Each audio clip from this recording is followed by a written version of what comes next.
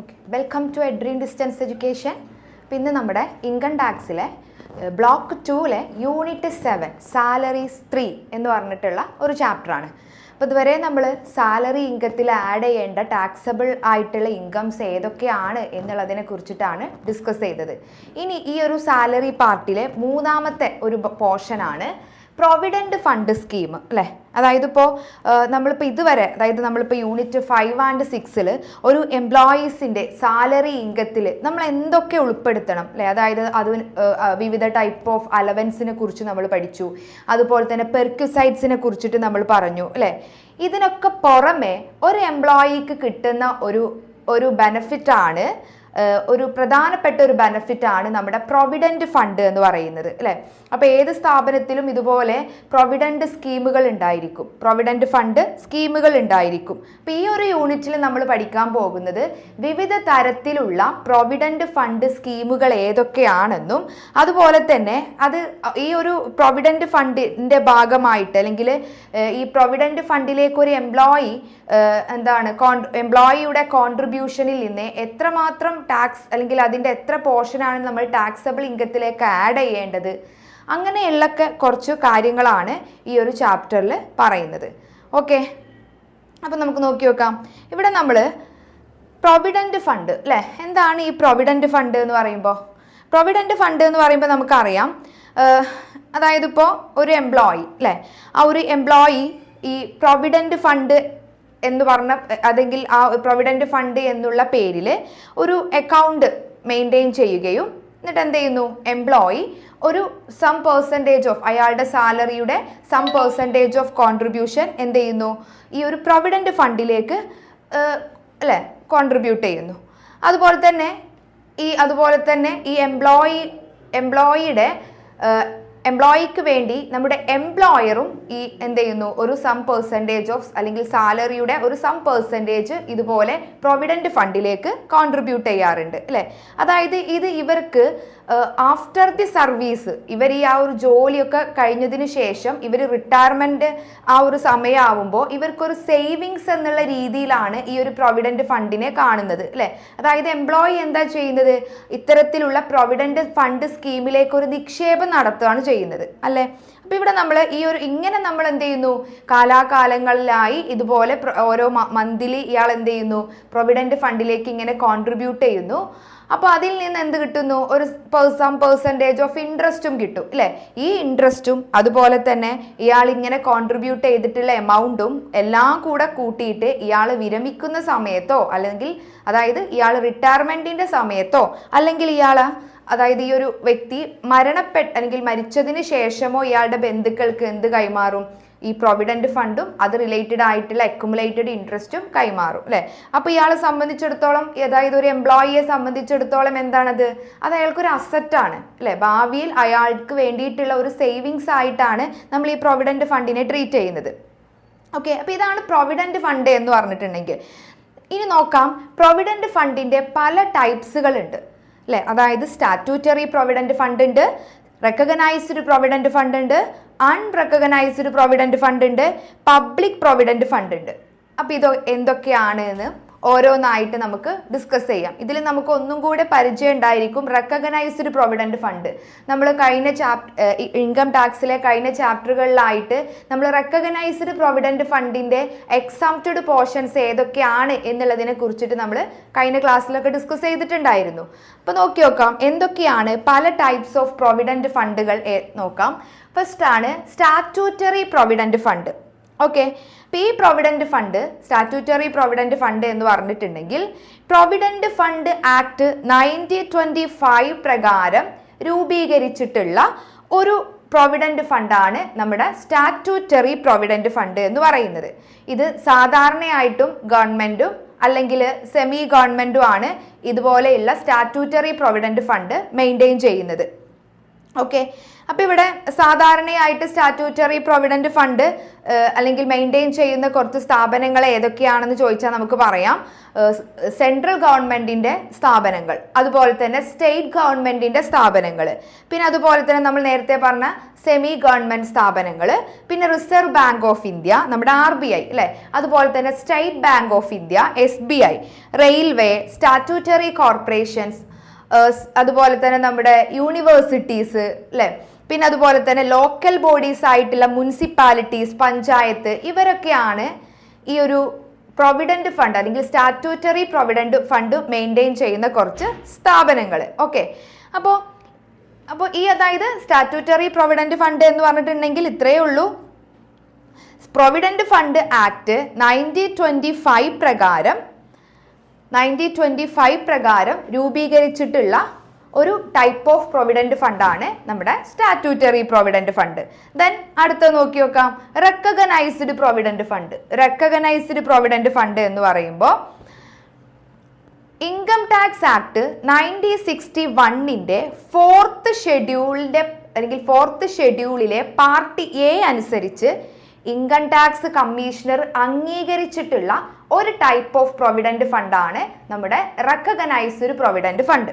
അപ്പൊ അവിടെ ശ്രദ്ധിക്കണം, ഇൻകം ടാക്സ് ആക്ട് 1961 പ്രകാരം നമ്മുടെ ഇൻകം ടാക്സ് കമ്മീഷണർ അതിനെ അംഗീകരിച്ചിട്ടുണ്ടെങ്കിൽ മാത്രം, അതായത് ഇൻകം ടാക്സ് നമ്മുടെ 1961 ഫോർത്ത് ഷെഡ്യൂൾ A പ്രകാരം ഇൻകം ടാക്സ് കമ്മീഷണർ അംഗീകരിച്ചിട്ടുള്ള ഒരു ടൈപ്പ് ഓഫ് പ്രൊവിഡന്റ് ഫണ്ടിനെയാണ് നമ്മുടെ റെക്കഗ്നൈസ്ഡ് പ്രൊവിഡന്റ് ഫണ്ട് എന്ന് വിളിക്കുന്നത്. ഓക്കെ, അപ്പൊ ഇവിടെ ഈ ഒരു ടാക്സ് പർപ്പസിന്റെ ബേസിൽ നോക്കുകയാണെന്നുണ്ടെങ്കിൽ നമ്മുടെ സ്റ്റാറ്റ്യൂട്ടറി പ്രൊവിഡന്റ് ഫണ്ടിലേക്കാണ് നമ്മൾ ഇതുപോലെ എംപ്ലോയിയും എംപ്ലോയറും കോൺട്രിബ്യൂട്ട് ചെയ്യുന്നത് എങ്കിൽ അവിടെ ഇൻകം ടാക്സിന്റെ ബെനിഫിറ്റ് ഇയാൾക്ക് കിട്ടും. ശ്രദ്ധിക്കണം, സ്റ്റാറ്റ്യൂട്ടറി പ്രൊവിഡന്റ് ഫണ്ടിലേക്കാണ് എംപ്ലോയിയും എംപ്ലോയറുടെയും കോൺട്രിബ്യൂഷൻ, നമ്മുടെ എംപ്ലോയിയുടെ സാലറി ഇൻകം നമ്മൾ കാൽക്കുലേറ്റ് ചെയ്യുമ്പോൾ ഈ പ്രൊവിഡന്റ് ഫണ്ടിന്, സ്റ്റാറ്റ്യൂട്ടറി പ്രൊവിഡന്റ് ഫണ്ടിന് ടാക്സ് ബെനിഫിറ്റ് കിട്ടുന്നുണ്ട്. ദാറ്റ് മീൻസ് എന്താണ്, ടാക്സിൽ നിന്ന് എക്സംഷൻ അല്ലെങ്കിൽ ടാക്സ് എന്താണ് ഈ സ്റ്റാറ്റ്യൂട്ടറി പ്രൊവിഡന്റ് ഫണ്ടിന് ടാക്സ് കൊടുക്കേണ്ടതില്ല. ഓക്കെ, ദെൻ അടുത്ത പോയിന്റ് നോക്കി നോക്കൂ, റെക്കഗ്നൈസ്ഡ് പ്രൊവിഡന്റ് ഫണ്ട് നമ്മൾ പറഞ്ഞു അല്ലേ, എന്താണ് ഇൻകം ടാക്സ് ആക്ട് 1961 പ്രകാരം ഇൻകം ടാക്സ് കമ്മീഷണർ അംഗീകരിച്ചിട്ടുള്ള ഒരു ടൈപ്പ് ഓഫ് പ്രൊവിഡന്റ് ഫണ്ടാണ് റെക്കഗ്നൈസ്ഡ് പ്രൊവിഡന്റ് ഫണ്ട് എന്ന് പറഞ്ഞു. ഓക്കെ, അപ്പോൾ ഇൻകം ടാക്സ് അല്ലെങ്കിൽ ഇൻകം ടാക്സ് പർപ്പസിൽ നമ്മുടെ റെക്കഗ്നൈസ്ഡ് പ്രൊവിഡന്റ് ഫണ്ട് വളരെയധികം ഇമ്പോർട്ടൻ്റ് ആണ്. നമ്മൾ കഴിഞ്ഞ ക്ലാസ്സുകളിലൊക്കെ ഈ റെക്കഗ്നൈസ്ഡ് പ്രൊവിഡന്റ് ഫണ്ടിനെ കുറിച്ചിട്ട് ഡിസ്കസ് ചെയ്തിട്ടുണ്ടായിരുന്നു. ഓക്കെ, അപ്പൊ ഇൻകം ടാക്സ് കമ്മീഷണർ അംഗീകരിച്ചത് കൊണ്ട് തന്നെ ഇതിന് ഈ റെക്കഗ്നൈസ്ഡ് പ്രൊവിഡന്റ് ഫണ്ടിന് കുറച്ച് ടാക്സ് ഇളവുകളും ടാക്സ് ബെനിഫിറ്റുകളും അല്ലെങ്കിൽ കിട്ടാറുണ്ട്. Okay, then unrecognised provident fund. Unrecognised provident fund എന്ന് പറയുമ്പോൾ നമ്മുടെ ഇൻകം ടാക്സ് കമ്മീഷണർ റെക്കഗ്നൈസ് ചെയ്യാത്ത അല്ലെങ്കിൽ അംഗീകരിക്കാത്ത ഒരു ടൈപ്പ് ഓഫ് പ്രൊവിഡന്റ് ഫണ്ടിനെയാണ് നമ്മൾ എന്ത് വിളിക്കുന്നത്, അൺറെക്കഗ്നൈസ്ഡ് പ്രൊവിഡന്റ് ഫണ്ട് എന്ന് പറയുന്നത്. അപ്പൊ ഇൻകം ടാക്സ് കമ്മീഷണർ അല്ലെങ്കിൽ ഇൻകം ടാക്സ് ആക്ട് 1961 പ്രകാരം ഇത് അംഗീകരിച്ചിട്ടില്ല അല്ലെ, അതുകൊണ്ട് തന്നെ ടാക്സിൽ നിന്ന് അല്ലെങ്കിൽ ടാക്സ് ബെനിഫിറ്റോ അല്ലെങ്കിൽ ടാക്സ് ഇളവുകളൊന്നും ഈ ഒരു ടൈപ്പ് ഓഫ് പ്രൊവിഡന്റ് ഫണ്ടിന് ലഭിക്കില്ല. അപ്പൊ നമ്മളൊരു ക്വസ്റ്റ്യൻ കാണുമ്പോൾ ഇത് ഏത് ടൈപ്പ് ഓഫ് പ്രൊവിഡന്റ് ഫണ്ട് ആണ് എന്ന് നമ്മൾ നോട്ട് ചെയ്യണം. അതിനനുസരിച്ചാണ് ഇയാളുടെ എത്ര പോർഷൻ അല്ലെങ്കിൽ ഈ പ്രൊവിഡന്റ് ഫണ്ടിലേക്ക് ഇയാൾ കോൺട്രിബ്യൂട്ട് ചെയ്തിട്ടുള്ള അല്ലെങ്കിൽ എംപ്ലോയർ കോൺട്രിബ്യൂട്ട് ചെയ്തിട്ടുള്ള എത്ര പോർഷൻ ആണ് നമ്മളിവിടെ ടാക്സബിൾ സാലറിയിലേക്ക് ആഡ് ചെയ്യേണ്ടത് എന്ന് തീരുമാനിക്കുന്നത് എന്തിന്റെ ബേസിലാണ്, ഇത് ഏത് ടൈപ്പ് ഓഫ് പ്രൊവിഡന്റ് ഫണ്ട് ആണ് അല്ലെങ്കിൽ ഏത് ടൈപ്പ് ഓഫ് പ്രൊവിഡന്റ് ഫണ്ടിലേക്കാണ് ഇയാൾ നിക്ഷേപിക്കുന്നത് എന്നതിന്റെ അടിസ്ഥാനത്തിലാണ്. ഓക്കെ, ദെൻ നെക്സ്റ്റ് നോക്കി നോക്കാം, പബ്ലിക് പ്രൊവിഡന്റ് ഫണ്ട് അല്ലെ. പബ്ലിക് പ്രൊവിഡന്റ് ഫണ്ട് എന്ന് പറയുമ്പോൾ ഇവിടെ ഇപ്പോൾ സാധാരണയായിട്ട് ഈ സാലറി മേടിക്കുന്ന എംപ്ലോയീസ് മാത്രമാണ് എന്ത് ചെയ്യുന്നത്, ഇതുപോലെ ഈ പ്രൊവിഡന്റ് ഫണ്ടിലേക്ക് കോൺട്രിബ്യൂട്ട് ചെയ്യുന്നത് അല്ലെ. അല്ലെങ്കിൽ നമ്മൾ പറഞ്ഞു എന്ത്, ഒരു സ്ഥാപനത്തിലാണ് എംപ്ലോയി എന്ത് ചെയ്യുന്നത്, അയാളുടെ സാലറിയുടെ ഒരു പോർഷൻ ഇതുപോലെ പ്രൊവിഡന്റ് ഫണ്ടിലേക്ക് കോൺട്രിബ്യൂട്ട് ചെയ്യുന്നത്. അതുപോലെ തന്നെ അതിന് ഈക്വലായ ഒരു എമൗണ്ട് എംപ്ലോയറും കോൺട്രിബ്യൂട്ട് ചെയ്യുന്നുണ്ട്. ഇനിയിപ്പോ നമ്മളിപ്പോ സെൽഫായിട്ട് ജോലി ചെയ്യുന്ന എംപ്ലോയീസ് ആണെങ്കിലോ അല്ലെങ്കിൽ എന്താണ് ഒരു എംപ്ലോയർ ഇല്ലാതെ സ്വന്തം ആയിട്ട് നമ്മളിപ്പോൾ ഒരു എക്സാമ്പിൾ ആയിട്ട് പറയുകയാണെന്നുണ്ടെങ്കിൽ എന്താ ഇപ്പം നമ്മളൊരു ആക്ടിങ് ചെയ്യാണ്, അല്ലെങ്കിൽ നമ്മൾ സ്വന്തമായിട്ട് ബിസിനസ് നടത്തുകയാണെന്ന് വിചാരിച്ചോ. ഓക്കെ, അപ്പം ഇവർക്കൊക്കെ സ്വന്തമായിട്ട് ജോലി ചെയ്യുന്ന ആളുകൾക്ക് ഒരു സേവിങ്സ് എന്നുള്ള രീതിയിൽ ഗവൺമെന്റ് അവതരിപ്പിച്ചിട്ടുള്ള ഒരു പദ്ധതിയാണ് നമ്മുടെ പബ്ലിക് പ്രൊവിഡന്റ് ഫണ്ട് എന്ന് പറയുന്നത്. അപ്പൊ നമ്മുടെ ഡോക്ടേഴ്സ്, അല്ലെങ്കിൽ അഡ്വക്കേറ്റ്സ്, അക്കൗണ്ടന്റുമാര്, അല്ലെങ്കിൽ ആക്ടേഴ്സ്, അല്ലെ, അതുപോലെ തന്നെ ബിസിനസ്സുകാര്, ഇവർക്കൊക്കെ എന്ത് ചെയ്യാം, ഒരു സേവിങ്സ് എന്നുള്ള രീതിയിൽ ഈ ഒരു പബ്ലിക് പ്രൊവിഡന്റ് ഫണ്ടിലേക്ക് ഇൻവെസ്റ്റ് ചെയ്യാവുന്നതാണ്. അപ്പൊ ഈ പബ്ലിക് പ്രൊവിഡന്റ് ഫണ്ട് സ്റ്റാർട്ട് ചെയ്തിട്ടുള്ളത് 17/90/68 ഓക്കെ, 17/1968 ഈ ഒരു സ്കീം കൊണ്ടുവന്നിട്ടുള്ളത്. അതായത് PPFന്റെ പ്രധാനപ്പെട്ട ലക്ഷ്യം എന്ന് പറഞ്ഞിട്ടുണ്ടെങ്കിൽ എന്താ, സേവിങ്സിനെ പ്രോത്സാഹിപ്പിക്കുക. ഓക്കെ, അപ്പൊ നമ്മുടെ ഇൻഡിവിജ്വൽസ്, അസോസിയേഷൻ ഓഫ് പേഴ്സൺസ്, ഇവർക്കൊക്കെ എന്ത് ചെയ്യാം, ഈ ഒരു പബ്ലിക് പ്രൊവിഡന്റ് ഫണ്ട് ഓപ്പൺ ചെയ്യാൻ പറ്റും, അല്ലെ. അപ്പോൾ സാധാരണ ഇപ്പൊ ഇനി സാലറി വാങ്ങിക്കുന്ന ആൾക്കാരും അവരുടെ സ്ഥാപനത്തിൽ ഇതിലേതെങ്കിലും ടൈപ്പ് ഓഫ് പ്രൊവിഡന്റ് ഫണ്ടിൽ അവർ നിക്ഷേപിക്കുന്നുണ്ടെങ്കിലും അതിന് പുറമെ അവർക്കും എന്ത് ചെയ്യാം, പബ്ലിക് പ്രൊവിഡന്റ് ഫണ്ടിലേക്ക് നിക്ഷേപങ്ങൾ നടത്താവുന്നതാണ്. ഓക്കെ, അപ്പൊ നമുക്കിതിപ്പോ എവിടെയാണ് ഈ ഒരു അക്കൗണ്ട് നമുക്ക് ഓപ്പൺ ചെയ്യാം? അപ്പൊ നമുക്കൊക്കെ എന്ത് ചെയ്യാം, നമുക്കും ഇതുപോലെ ഒരു സേവിങ്സ് എന്നുള്ള രീതിയിൽ ഇതുപോലെ പബ്ലിക് പ്രൊവിഡന്റ് ഫണ്ട് ഓപ്പൺ ചെയ്യാം. എവിടെയൊക്കെ ഓപ്പൺ ചെയ്യാം? നമ്മുടെ സ്റ്റേറ്റ് ബാങ്ക് ഓഫ് ഇന്ത്യയുടെ ഏത് ബ്രാഞ്ചിലും നമുക്ക് PPF ഓപ്പൺ ചെയ്യാം. അതുപോലെ തന്നെ SBIയുടെ സബ്സിഡിയറികളിൽ, പോസ്റ്റ് ഓഫീസ്, ഹെഡ് പോസ്റ്റ് ഓഫീസുകളിൽ, അതുപോലെ തന്നെ ഗവൺമെന്റ് അംഗീകരിച്ചിട്ടുള്ള ഏത് ബാങ്കിങ് സ്ഥാപനങ്ങളിലും നമുക്ക് എന്ത് ചെയ്യാം, ഇതുപോലെ പബ്ലിക് പ്രൊവിഡന്റ് ഫണ്ട് എന്ന് പറഞ്ഞിട്ടുള്ള ആ ഒരു അക്കൗണ്ട് ഓപ്പൺ ചെയ്യാം. ഓക്കെ, അപ്പോൾ ഇതാണ് പബ്ലിക് പ്രൊവിഡന്റ് ഫണ്ടിനെ കുറിച്ചിട്ട് പറയാനുള്ളത്. ദെൻ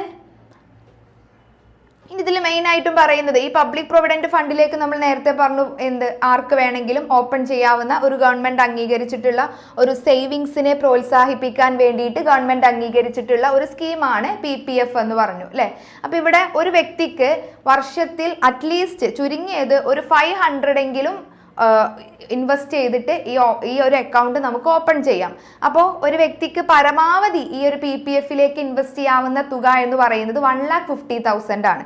അപ്പൊ അതായത് PPFലേക്ക് നിക്ഷേപിക്കുന്ന ഒരു പരിധി ഉണ്ട്, അതായത് ഒരു ലിമിറ്റ് ഉണ്ട്. അറ്റ്ലീസ്റ്റ് 500 എങ്കിലും ഒരു വ്യക്തി എന്ത് ചെയ്യണം, PPFലേക്ക് നിക്ഷേപിക്കണം വർഷത്തിൽ.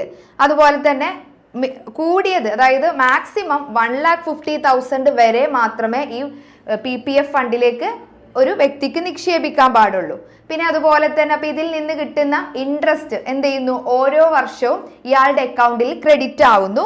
പക്ഷേ അത് നമുക്ക് അപ്പം തന്നെ എടുക്കാൻ പറ്റില്ല, മെച്യൂരിറ്റി സമയത്ത് മാത്രമേ നമുക്ക് എന്ത് ചെയ്യാൻ പറ്റുള്ളൂ, ഈ ഇൻട്രസ്റ്റ് ലഭിക്കുകയുള്ളൂ. അപ്പൊ ഈ ഒരു PPFന്റെ കാലാവധി എന്ന് പറയുന്നത് 15 years ആണ്. വേണമെങ്കിൽ നമുക്ക് എന്ത് ചെയ്യാം, ഒരു 5 വർഷം കൂടിയും എക്സ്ട്രാ ആഡ് ചെയ്യാവുന്നതാണ്. ഇനി നമ്മുടെ ഇൻകം ടാക്സ് പർപ്പസിലേക്ക് വരികയാണ് എന്നുണ്ടെങ്കിൽ ഈ PPFലേക്ക് നിക്ഷേപിക്കുന്ന തുക, അല്ലെ, എമൗണ്ട് ഇൻകം ടാക്സിൽ നിന്ന് പൂർണ്ണമായും എക്സംപ്റ്റഡ് ആണ്. പക്ഷെ അതിലും ഒരു ലിമിറ്റ് ഉണ്ട്, 1,50,000 വരെ എന്തുള്ളൂ, എക്സംഷൻ കിട്ടുള്ളൂ. ഓക്കെ, അപ്പൊ ഇത്രയും കാര്യങ്ങളാണ് പബ്ലിക് പ്രൊവിഡന്റ് ഫണ്ടിനെ കുറിച്ച് പറയുന്നത്. ദെൻ അടുത്ത ഒരു ഇൻവെസ്റ്റ്മെന്റ് നോക്കൂ, അപ്രൂവ്ഡ് സൂപ്പർ ആനുവേഷൻ ഫണ്ട്, അല്ലെ. ഇൻകം ടാക്സ് ആക്ട് 1961ന്റെ 4th ഷെഡ്യൂളിലെ പാർട്ട് ബിയിൽ പറഞ്ഞിട്ടുള്ള ഒരു പാർട്ട് ബിയിൽ പറഞ്ഞിട്ടുള്ള ഇൻകം ടാക്സ് കമ്മീഷണർ അംഗീകരിച്ചിട്ടുള്ള ഒരു ഫണ്ടാണ് അപ്രൂവ്ഡ് സൂപ്പർ ആനുവേഷൻ ഫണ്ട് എന്ന് പറയുന്നത്. ഈ ഒരു ഫണ്ട് എന്തിനു വേണ്ടിയിട്ടാണ്? അതായത് ഇപ്പോൾ നമ്മളിപ്പോൾ പറഞ്ഞു, ഒരു സ്ഥാപനത്തിൽ നിന്ന് ഒരു എംപ്ലോയി എന്ത് ചെയ്യുന്നു, അയാളുടെ ഒരു ഏജ് കഴിഞ്ഞിട്ടുണ്ടെങ്കിൽ അയാൾ റിട്ടയർ ആവും, അല്ലെ. അപ്പൊ അയാൾക്ക് പെൻഷൻ കൊടുക്കേണ്ടി വരും, അല്ലെ. അപ്പൊ ഈ പെൻഷൻ നൽകാൻ വേണ്ടിയിട്ടും അതുപോലെ തന്നെ ഇനി റിട്ടയർ ആവുന്നതിന് മുന്നേ തന്നെ ഇയാൾക്ക് വേറെ എന്തെങ്കിലും അസുഖങ്ങളോ, അല്ലെ, അയാൾക്ക് ആ ജോലി ചെയ്യാൻ കഴിയാതെ വരികയാണെങ്കിൽ അപ്പൊ അതിന് അയാൾക്കൊരു സഹായം എന്നുള്ള നിലക്കോ, അല്ലെങ്കിൽ ഇനിയിപ്പോൾ ഇൻ കേസ് അയാൾ സർവീസിൽ ഇരിക്കുന്ന സമയത്ത് അയാൾ മരിച്ചുപോയി എന്ന് വിചാരിച്ചോ, അപ്പോൾ അയാളെ ഡിപ്പെൻഡ് ചെയ്യുന്ന അയാളുടെ വൈഫ് ആൻഡ് ചിൽഡ്രൻസ്, അല്ലെ, ഇവരെയൊക്കെ സപ്പോർട്ട് ചെയ്യാൻ വേണ്ടിയിട്ട് ഉണ്ടാക്കിയിട്ടുള്ള ഒരു ടൈപ്പ് ഓഫ് ഫണ്ടാണ് എന്ത്, നമ്മുടെ അപ്രൂവ്ഡ് സൂപ്പർ ആനുവേഷൻ ഫണ്ട് എന്ന് പറയുന്നത്. ഓക്കെ, അപ്പൊ ഇതാണ് എന്ത്, പല ടൈപ്സ് ഓഫ് പ്രൊവിഡന്റ് ഫണ്ട് സ്കീമുകളെ കുറിച്ചിട്ട് ഒരു ഇൻട്രൊഡക്ഷൻ ആയിട്ട് ഈ ഒരു ചാപ്റ്ററിൽ പറയുന്നത്.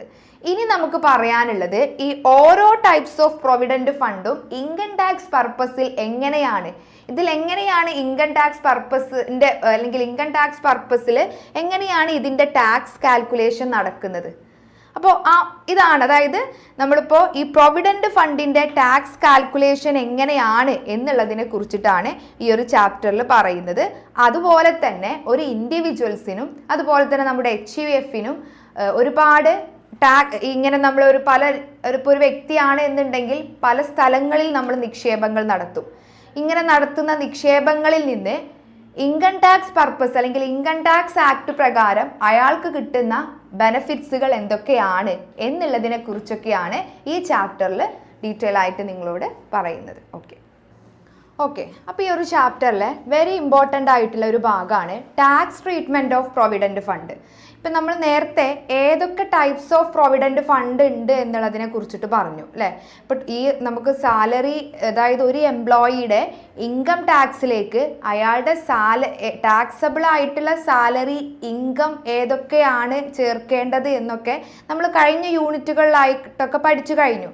അതിന് ഈ സാലറിക്ക് പുറമെ ഒരു എംപ്ലോയിക്ക് കിട്ടുന്ന മറ്റൊരു ബെനിഫിറ്റ് ആണ് നമ്മുടെ പ്രൊവിഡൻറ്റ് ഫണ്ട് അല്ലേ. അപ്പോൾ ഈ പ്രൊവിഡൻറ്റ് ഫണ്ടിലേക്ക് എംപ്ലോയിയും കോൺട്രിബ്യൂട്ട് ചെയ്യും, എംപ്ലോയറും കോൺട്രിബ്യൂട്ട് ചെയ്യും അല്ലേ. അപ്പോൾ ഇവിടെ നമ്മൾ ഏതൊക്കെ ടൈപ്സ് ഓഫ് പ്രൊവിഡൻറ്റ് ഫണ്ട് ഉണ്ട് എന്ന് പറഞ്ഞു. Then tax treatment of provident fund, ഈ ഒരു ഡിഫറെൻറ്റ് ടൈപ്സ് ഓഫ് പ്രൊവിഡൻറ്റ് ഫണ്ടുകളുടെ ടാക്സ് ട്രീറ്റ്മെൻറ്റ് എങ്ങനെയൊക്കെയാണ് എന്നുള്ളതിനെ കുറിച്ചിട്ടാണ് ഇനി പറയാൻ പോകുന്നത്. ഓക്കെ, അപ്പോൾ ഇവിടെ നോക്കി നോക്കാം. നമ്മുടെ ഇൻകം ടാക്സ് ആക്ട് 1961 പ്രകാരം പ്രൊവിഡൻറ്റ് ഫണ്ടുകൾക്ക് എന്ത് നൽകുന്നുണ്ട്, ചില ടാക്സ് എക്സംഷൻ നൽകുന്നുണ്ട്, അല്ലെങ്കിൽ ടാക്സ് ബെനിഫിറ്റ് നൽകുന്നുണ്ട്, അല്ലെങ്കിൽ ഇവർ ഏതെങ്കിലും അണ്ടർ സെക്ഷൻ 80C പ്രകാരമുള്ള ഡിഡക്ഷൻസ് ഇവർക്ക് കിട്ടും. പക്ഷേ ഏതൊക്കെ ടൈപ്പ് ഓഫ് പ്രൊവിഡൻറ്റ് ഫണ്ടിനാണ് ഇതുപോലെ അണ്ടർ സെക്ഷൻ 80C പ്രകാരമുള്ള ഡിഡക്ഷൻ കിട്ടുക എന്നുള്ളതിനെ കുറിച്ചിട്ടൊക്കെയാണ് ഈ ഒരു ഭാഗത്ത് പറയുന്നത്. അപ്പോൾ നമുക്കറിയാം ഈ പ്രൊവിഡൻറ്റ് ഫണ്ടുമായി ബന്ധപ്പെട്ട് 3 കാര്യങ്ങളിലാണ് ടാക്സ് കാൽക്കുലേറ്റ് ചെയ്യുക അല്ലേ. അതായത് ടാക്സ് പർപ്പസിന് വേണ്ടിയിട്ട് നമ്മൾ ഈ പ്രൊവിഡൻറ്റ് ഫണ്ടിനെ എടുക്കുമ്പോൾ 3 കാര്യങ്ങളാണ് നമ്മൾ നോക്കേണ്ടത്. ഒന്ന്, എംപ്ലോയറുടെ കോൺട്രിബ്യൂഷൻ. ഓക്കെ, രണ്ടാമത്തത് എംപ്ലോയിയുടെ കോൺട്രിബ്യൂഷൻ, മൂന്നാമത്തത് ഇൻട്രസ്റ്റ്. പിന്നെ അതുപോലെ തന്നെ ഈ ഒരു എമൗണ്ട് എപ്പോഴാണ് കിട്ടുന്നത്, അതായത് എപ്പോഴാണ് കിട്ടുക എന്ന് പറയുമ്പോൾ ഇയാൾ റിട്ടയർ ചെയ്യുന്ന സമയത്താണ് അത് കിട്ടുക, അത് ഓക്കെയാണ്. പക്ഷേ ഇത് ലംസമായിട്ട് വാങ്ങുന്നുണ്ടോ, അതായത് ഇപ്പോൾ ഒരു എംപ്ലോയി ലംസമായിട്ട്, അതായത് ഇയാൾ റിട്ടയർമെൻറ്റിന് ശേഷം മൊത്തം അയാൾക്ക് കിട്ടേണ്ട തുക ഒറ്റയടിക്ക് ലംസമായിട്ട് വാങ്ങുകയാണെങ്കിൽ അപ്പോഴും നമ്മൾ അയാളുടെ ടാക്സ് ട്രീറ്റ്മെൻറ്റ് നോക്കണം. ഓക്കെ, അപ്പം നിങ്ങൾ ശ്രദ്ധിക്കേണ്ട കാര്യം, നമ്മളൊരു എംപ്ലോയിയുടെ അയാൾ വാങ്ങുന്ന സാലറി ഇൻകത്തിൽ എന്തൊക്കെയാണ് ടാക്സബിൾ ഇൻകം ആയിട്ട് കാൽക്കുലേറ്റ് ചെയ്യേണ്ടത് എന്നതാണ് നമ്മൾ ഈ ഒരു ബ്ലോക്കിൽ നമ്മൾ പഠിക്കുന്നത്, സാലറി എന്ന് പറഞ്ഞിട്ടുള്ള ബ്ലോക്കിൽ പഠിക്കുന്നത്. അതിന് പുറമെ ഇയാൾക്ക് കിട്ടുന്ന വേറൊരു ബെനിഫിറ്റ് ആണ് ഈ പ്രൊവിഡൻറ്റ് ഫണ്ട് അല്ലേ. ഈ പ്രൊവിഡൻറ്റ് ഫണ്ട് എന്തിനു വേണ്ടിയിട്ടാണ്, ഇയാൾ റിട്ടയർ ചെയ്യുന്ന സമയത്ത് ഇയാൾക്ക് എന്ത് കിട്ടും, ഇതുപോലെ ഇയാൾ സർവീസിലിരിക്കുന്ന സമയത്ത് ഇയാൾ കോൺട്രിബ്യൂട്ട് ചെയ്തിട്ടുള്ള എമൗണ്ടും എംപ്ലോയർ ഇയാൾക്ക് വേണ്ടിയിട്ട് കോൺട്രിബ്യൂട്ട് ചെയ്തിട്ടുള്ള എമൗണ്ടും ഇതിൻ്റെ ഒക്കെ ഇൻട്രസ്റ്റും കൂടെ കൂട്ടി ഒരു എമൗണ്ട്, ഒരു വലിയൊരു എമൗണ്ട് ഇയാൾക്ക് റിട്ടയർമെന്റിന്റെ സമയത്ത് കിട്ടും അല്ലെ. അത് എന്താണ്, ഇൻസ്റ്റാൾമെന്റ് ആയിട്ടോ അല്ലെങ്കിൽ ലംസമായിട്ടോ ഇയാൾക്ക് യൂസ് ചെയ്യാം അല്ലെ. അപ്പൊ ഇവിടെ നമ്മൾ പറയുന്നത് ഈ എംപ്ലോയി ഇതുപോലെ ഈ പ്രൊവിഡന്റ് ഫണ്ടിലേക്ക് കോൺട്രിബ്യൂട്ട് ചെയ്യുന്ന ആ ഒരു എമൗണ്ട് ഇയാളുടെ ടാക്സബിൾ ഇൻകത്തിൽ കൂട്ടണമോ, അല്ലെങ്കിൽ എംപ്ലോയർ എംപ്ലോയിക്ക് വേണ്ടിയിട്ട് കോൺട്രിബ്യൂട്ട് ചെയ്യുന്ന ഈ ഒരു എമൗണ്ട് ഈ എംപ്ലോയിയുടെ ടാക്സബിൾ ഇൻകത്തിൽ ആഡ് ചെയ്യണമോ, അല്ലെങ്കിൽ ഇതിൽ നിന്ന് കിട്ടുന്ന ഇൻട്രസ്റ്റ് ഇത് ഈ ടാക്സബിൾ ഇൻകത്തിലേക്ക് എടുക്കണമോ എന്നുള്ളതിനെ കുറിച്ചിട്ടാണ് നമ്മൾ ഈ tax treatment of provident fund എന്നുള്ള ഭാഗത്തിൽ പറയുന്നത്. ഓക്കെ, അപ്പൊ നമ്മൾ ഡിഫറെന്റ് ടൈപ്സ് ഓഫ് പ്രൊവിഡന്റ് ഫണ്ടുകളെ കുറിച്ചിട്ട് നമ്മൾ ഡിസ്കസ് ചെയ്തു അല്ലെ. അപ്പൊ ഇനി ഓരോന്ന് നോക്കാം. എംപ്ലോയീസ് കോൺട്രിബ്യൂഷൻ അല്ലെ, എംപ്ലോയിയുടെ കോൺട്രിബ്യൂഷൻ ഒരു സ്റ്റാറ്റ്യൂട്ടറി പ്രൊവിഡന്റ് ഫണ്ട് ആണെങ്കിൽ അല്ലെ, സ്റ്റാറ്റ്യൂട്ടറി പ്രൊവിഡന്റ് ഫണ്ട് എന്താ നമ്മൾ ഡിസ്കസ് ചെയ്തിട്ടുണ്ടായിരുന്നു അല്ലെ. അതായത് ഒരു സ്ഥാപനത്തില് എംപ്ലോയി കോൺട്രിബ്യൂട്ട് ചെയ്യുന്നത് ഒരു സ്റ്റാറ്റ്യൂട്ടറി പ്രൊവിഡന്റ് ഫണ്ടിലേക്കാണ് എങ്കിൽ അത് ആരൊക്കെയാണ് മെയിൻറ്റെയിൻ ചെയ്യുന്നത്? സ്റ്റാറ്റ്യൂട്ടറി പ്രൊവിഡന്റ് ഫണ്ട് ഗവൺമെന്റ് സ്ഥാപനങ്ങളും സെമി ഗവൺമെന്റ് സ്ഥാപനങ്ങളുമാണ് അല്ലെ. അപ്പോൾ അങ്ങനെയുള്ള സ്ഥാപനങ്ങളിലാണ് ഈ സ്റ്റാറ്റ്യൂട്ടറി പ്രൊവിഡന്റ് ഫണ്ട് ഉണ്ടാവുന്നത്. ഈ സ്റ്റാറ്റ്യൂട്ടറി പ്രൊവിഡന്റ് ഫണ്ടിലേക്ക് എംപ്ലോയി കോൺട്രിബ്യൂഷൻ നടത്തുകയാണ്. ഓക്കെ, അപ്പൊ അത് അയാളുടെ സാലറി ഇൻകം കാൽക്കുലേറ്റ് ചെയ്യുമ്പോൾ ഇയാളുടെ ഈ ഒരു കോൺട്രിബ്യൂഷൻ അതിലേക്ക് ആഡ് ചെയ്യണമോ, ഇല്ലെങ്കിൽ ഇയാൾക്ക് എന്തെങ്കിലും ടാക്സ് എക്സംഷൻ അല്ലെങ്കിൽ ടാക്സ് ഫ്രീ ഡിഡക്ഷൻ എന്തെങ്കിലും കിട്ടുമോ എന്നതാണ് നമ്മുടെ ക്വസ്റ്റ്യൻ. ഓക്കെ, നോക്കാം. ഇവിടെ എംപ്ലോയീസ് കോൺട്രിബ്യൂഷൻ, എംപ്ലോയി ഒരു സ്റ്റാറ്റ്യൂട്ടറി പ്രൊവിഡന്റ് ഫണ്ടിലേക്കാണ് കോൺട്രിബ്യൂട്ട് ചെയ്യുന്നത് എങ്കിൽ എന്താണ് ഇയാൾക്ക് എന്ത് കിട്ടും? Qualified under section 80C deduction. ഇയാൾ എന്ത് ചെയ്യണം? ആദ്യം എന്ത് ചെയ്യണം? ഇയാളുടെ സാലറി ഇൻകത്തിലേക്ക് ഇത് ആഡ് ചെയ്യണം അല്ലെ. ആദ്യം എന്ത് ചെയ്യണം? ഈ എംപ്ലോയി സ്റ്റാറ്റ്യൂട്ടറി ഫണ്ടിലേക്ക് കോൺട്രിബ്യൂട്ട് ചെയ്തിട്ടുള്ള ഈ ഒരു സംഭാവന ഇയാളുടെ സാലറിയിൽ നിന്ന് സാലറി ഇൻകത്തിലേക്ക് ആദ്യം ഉൾപ്പെടുത്തും നമ്മൾ. അതായത് ടാക്സബിൾ സാലറി ഇൻകത്തിലേക്ക് ആദ്യം ഉൾപ്പെടുത്തും. അതിനുശേഷം എന്ത് കിട്ടും? ഇയാൾ എത്രയാണോ കോൺട്രിബ്യൂട്ട് ചെയ്തത്, ഇപ്പോൾ ഒരു എക്സാമ്പിൾ ആയിട്ട് പറയുകയാണെങ്കിൽ ഇയാളുടെ സാലറിയുടെ ഒരു 10% ആണ് ഇയാൾ സ്റ്റാറ്റ്യൂട്ടറി പ്രൊവിഡന്റ് ഫണ്ടിലേക്ക് കോൺട്രിബ്യൂട്ട് ചെയ്തതെന്ന് വിചാരിക്കുക. ഓക്കെ, ഇയാളുടെ സാലറി ഒരു 1 lakh ആണ്. ഇയാളുടെ സാലറിയുടെ ഒരു 10% ആണ് ഇയാൾ സ്റ്റാറ്റ്യൂട്ടറി പ്രൊവിഡന്റ് ഫണ്ടിലേക്ക് കോൺട്രിബ്യൂട്ട് ചെയ്തത് എന്ന് വിചാരിക്കുക അല്ലെ. അപ്പൊ അതായത് ഒരു എക്സാമ്പിൾ ആയിട്ട് പറയുകയാണെങ്കിൽ ഇയാൾക്ക് അപ്പോൾ ഒരു 10,000 ഉണ്ട് എന്ന് വിചാരിക്കൂ. ഓക്കെ, ഇയാളുടെ കോൺട്രിബ്യൂഷൻ ഒരു 10,000 ആണെന്ന് വിചാരിക്കുക. അപ്പൊ ഇതെന്ത് ചെയ്യാം? നമ്മുടെ സാലറി ഇൻകത്തിലേക്ക് ആഡ് ചെയ്യാം. ഈ എംപ്ലോയിയുടെ ടാക്സബിൾ സാലറി കാൽക്കുലേഷൻ നടത്തുമ്പോൾ ഈ എമൗണ്ട് എന്തിലേക്ക് ആഡ് ചെയ്യാം? നമ്മുടെ ഇയാളുടെ സാലറി ഇൻകത്തിലേക്ക് ആഡ് ചെയ്യാം. ദെൻ ഇയാൾക്ക് എന്ത് കിട്ടും? അതിനുശേഷം അണ്ടർ സെക്ഷൻ 80C പ്രകാരമുള്ള ഡിഡക്ഷൻ ഇയാൾക്ക് കിട്ടും. ഇപ്പൊ ഇവിടെ ഇയാളുടെ മൊത്തം ടാക്സബിൾ സാലറി എന്ന് പറയുന്നത് ഒരു 2 lakh ആണെന്ന് വിചാരിക്കൂ അല്ലെ. എക്സാമ്പിൾ ആണ്, 2 lakh ആണെന്ന് വിചാരിക്കുക അല്ലെ. അപ്പൊ അതിലേക്ക് ഓൾറെഡി നമ്മൾ എന്ത് ചെയ്യണം? എംപ്ലോയിയുടെ കോൺട്രിബ്യൂഷൻ ആഡ് ചെയ്യാം. എന്നിട്ട് അയാൾക്ക് എന്ത് കിട്ടും? ദെൻ ഇയാൾ എത്ര രൂപയാണ് ഇപ്പൊ ഈ സ്റ്റാറ്റ്യൂട്ടറി പ്രൊവിഡന്റ് ഫണ്ടിലേക്ക് കോൺട്രിബ്യൂട്ട് ചെയ്തത്? 10% ഓഫ് ഹിസ് സാലറി ആണ് അല്ലെ. അതായത് 10,000. ഈ 10,000 ഇയാൾക്ക് എന്ത് ചെയ്യാം? ഈ 2 ലക്ഷത്തിൽ നിന്ന് കുറക്കാം. ഓക്കെ, അതായത് അണ്ടർ സെക്ഷൻ 80C പ്രകാരമുള്ള ഡിഡക്ഷൻ സ്റ്റാറ്റ്യൂട്ടറി പ്രൊവിഡന്റ് ഫണ്ട് ആണെങ്കിൽ അയാൾക്ക് ലഭിക്കും. ദെൻ അടുത്ത പോയിന്റ് നോക്കുക. നമ്മുടെ റെക്കഗ്നൈസ്ഡ് പ്രൊവിഡന്റ് ഫണ്ടിലേക്കാണ് ഒരു എംപ്ലോയി കോൺട്രിബ്യൂട്ട് ചെയ്യുന്നത് എങ്കിൽ റെക്കഗ്നൈസ്ഡ് പ്രൊവിഡന്റ് ഫണ്ട് ഏതാന്ന് നമുക്കറിയാം. അതായത് income tax commissioner income tax act 1961 പ്രകാരം അംഗീകരിച്ചിട്ടുള്ള ഒരു ടൈപ്പ് ഓഫ് പ്രൊവിഡന്റ് ഫണ്ട് ആണ് നമ്മുടെ റെക്കഗ്നൈസ്ഡ് പ്രൊവിഡന്റ് ഫണ്ട്. ഈ റെക്കഗ്നൈസ്ഡ് പ്രൊവിഡന്റ് ഫണ്ടിലേക്കാണ് എംപ്ലോയി കോൺട്രിബ്യൂട്ട് ചെയ്യുന്നത് എങ്കിൽ അയാൾക്കും എന്ത് കിട്ടും? അണ്ടർ സെക്ഷൻ 80C പ്രകാരമുള്ള ഡിഡക്ഷന് ഈ ഒരു റെക്കഗ്നൈസ്ഡ് പ്രൊവിഡന്റ് ഫണ്ടിലേക്ക് കോൺട്രിബ്യൂട്ട് ചെയ്തിട്ടുള്ള എംപ്ലോയിക്ക് കിട്ടും. ഓക്കെ, ദെൻ ഇനി അൺറെക്കഗ്നൈസ്ഡ് പ്രൊവിഡന്റ് ഫണ്ടിലേക്കാണ് ഒരു എംപ്ലോയി ഇങ്ങനെ കോൺട്രിബ്യൂട്ട് ചെയ്യുന്നത് എങ്കിൽ നമ്മൾ നേരത്തെ പറഞ്ഞിട്ടുണ്ടായിരുന്നു അൺറെക്കഗ്നൈസ്ഡ് പ്രൊവിഡന്റ് ഫണ്ട് എന്ന് പറഞ്ഞിട്ടുണ്ടെങ്കിൽ എന്താ? അത് ഇൻകം ടാക്സ് കമ്മീഷണർ അംഗീകരിക്കാത്ത ഫണ്ടാണ് അല്ലെ. അപ്പൊ ഈ ടൈപ്പ് ഓഫ് ഫണ്ടിലേക്കാണ് ഒരു എംപ്ലോയിയുടെ കോൺട്രിബ്യൂഷൻ അല്ലെങ്കിൽ ഇയാളുടെ സംഭാവന എങ്കിൽ അത് അയാളുടെ സാലറി ഇൻകത്തിൽ ഉൾപ്പെടുത്തും. പക്ഷേ അയാൾക്ക് എന്ത് കിട്ടുന്നില്ല? സ്റ്റാറ്റ്യൂട്ടറി പ്രൊവിഡന്റ് ഫണ്ടിനും റെക്കഗ്നൈസ്ഡ് പ്രൊവിഡന്റ് ഫണ്ടിനും ലഭിച്ചിട്ടുള്ള അണ്ടർ സെക്ഷൻ 80C പ്രകാരമുള്ള ഡിഡക്ഷന് ഇയാൾ ക്വാളിഫൈഡ് അല്ല. Okay, not qualified for under section 80C deduction. Then next point നോക്കി നോക്കൂ. നമ്മുടെ PPF പബ്ലിക് പ്രൊവിഡന്റ് ഫണ്ട് അല്ലെ. പബ്ലിക് പ്രൊവിഡന്റ് ഫണ്ടിലേക്ക് നമ്മൾ ഇൻവെസ്റ്റ് ചെയ്തിട്ടുള്ള എമൗണ്ട് അല്ലെ, അത് എന്ത് ചെയ്യാം? നമുക്ക് നമ്മുടെ ഗ്രോസ് ടോട്ടൽ ഇൻകത്തിൽ നിന്നും ഡിഡക്ഷൻ അണ്ടർ സെക്ഷൻ 80C പ്രകാരമുള്ള ആ ഒരു ബെനിഫിറ്റ് നമുക്ക് കിട്ടും. ഓക്കെ, പക്ഷേ അവിടെയും ഒരു ലിമിറ്റ് ഉണ്ട്. നമുക്ക് എത്രമാത്രം, അതായത് നമ്മൾ പബ്ലിക് പ്രൊവിഡന്റ് ഫണ്ടിലേക്ക് ആർക്ക് വേണമെങ്കിലും ഇൻവെസ്റ്റ് ചെയ്യാം അല്ലെ. പക്ഷെ അവിടെ അണ്ടർ സെക്ഷൻ 80C പ്രകാരമുള്ള ഡിഡക്ഷൻ കിട്ടും. പക്ഷെ ആ ഡിഡക്ഷൻ എന്തുണ്ട്? ലിമിറ്റ് ഉണ്ട്. 1,50,000 വരെ അല്ലെങ്കിൽ 1,50,000 വരെയുള്ള ഡിഡക്ഷൻ മാത്രമേ നമുക്ക് കിട്ടുള്ളൂ. അപ്പോൾ ആ ഒരു പോയിന്റ് നോട്ട് ചെയ്യാം.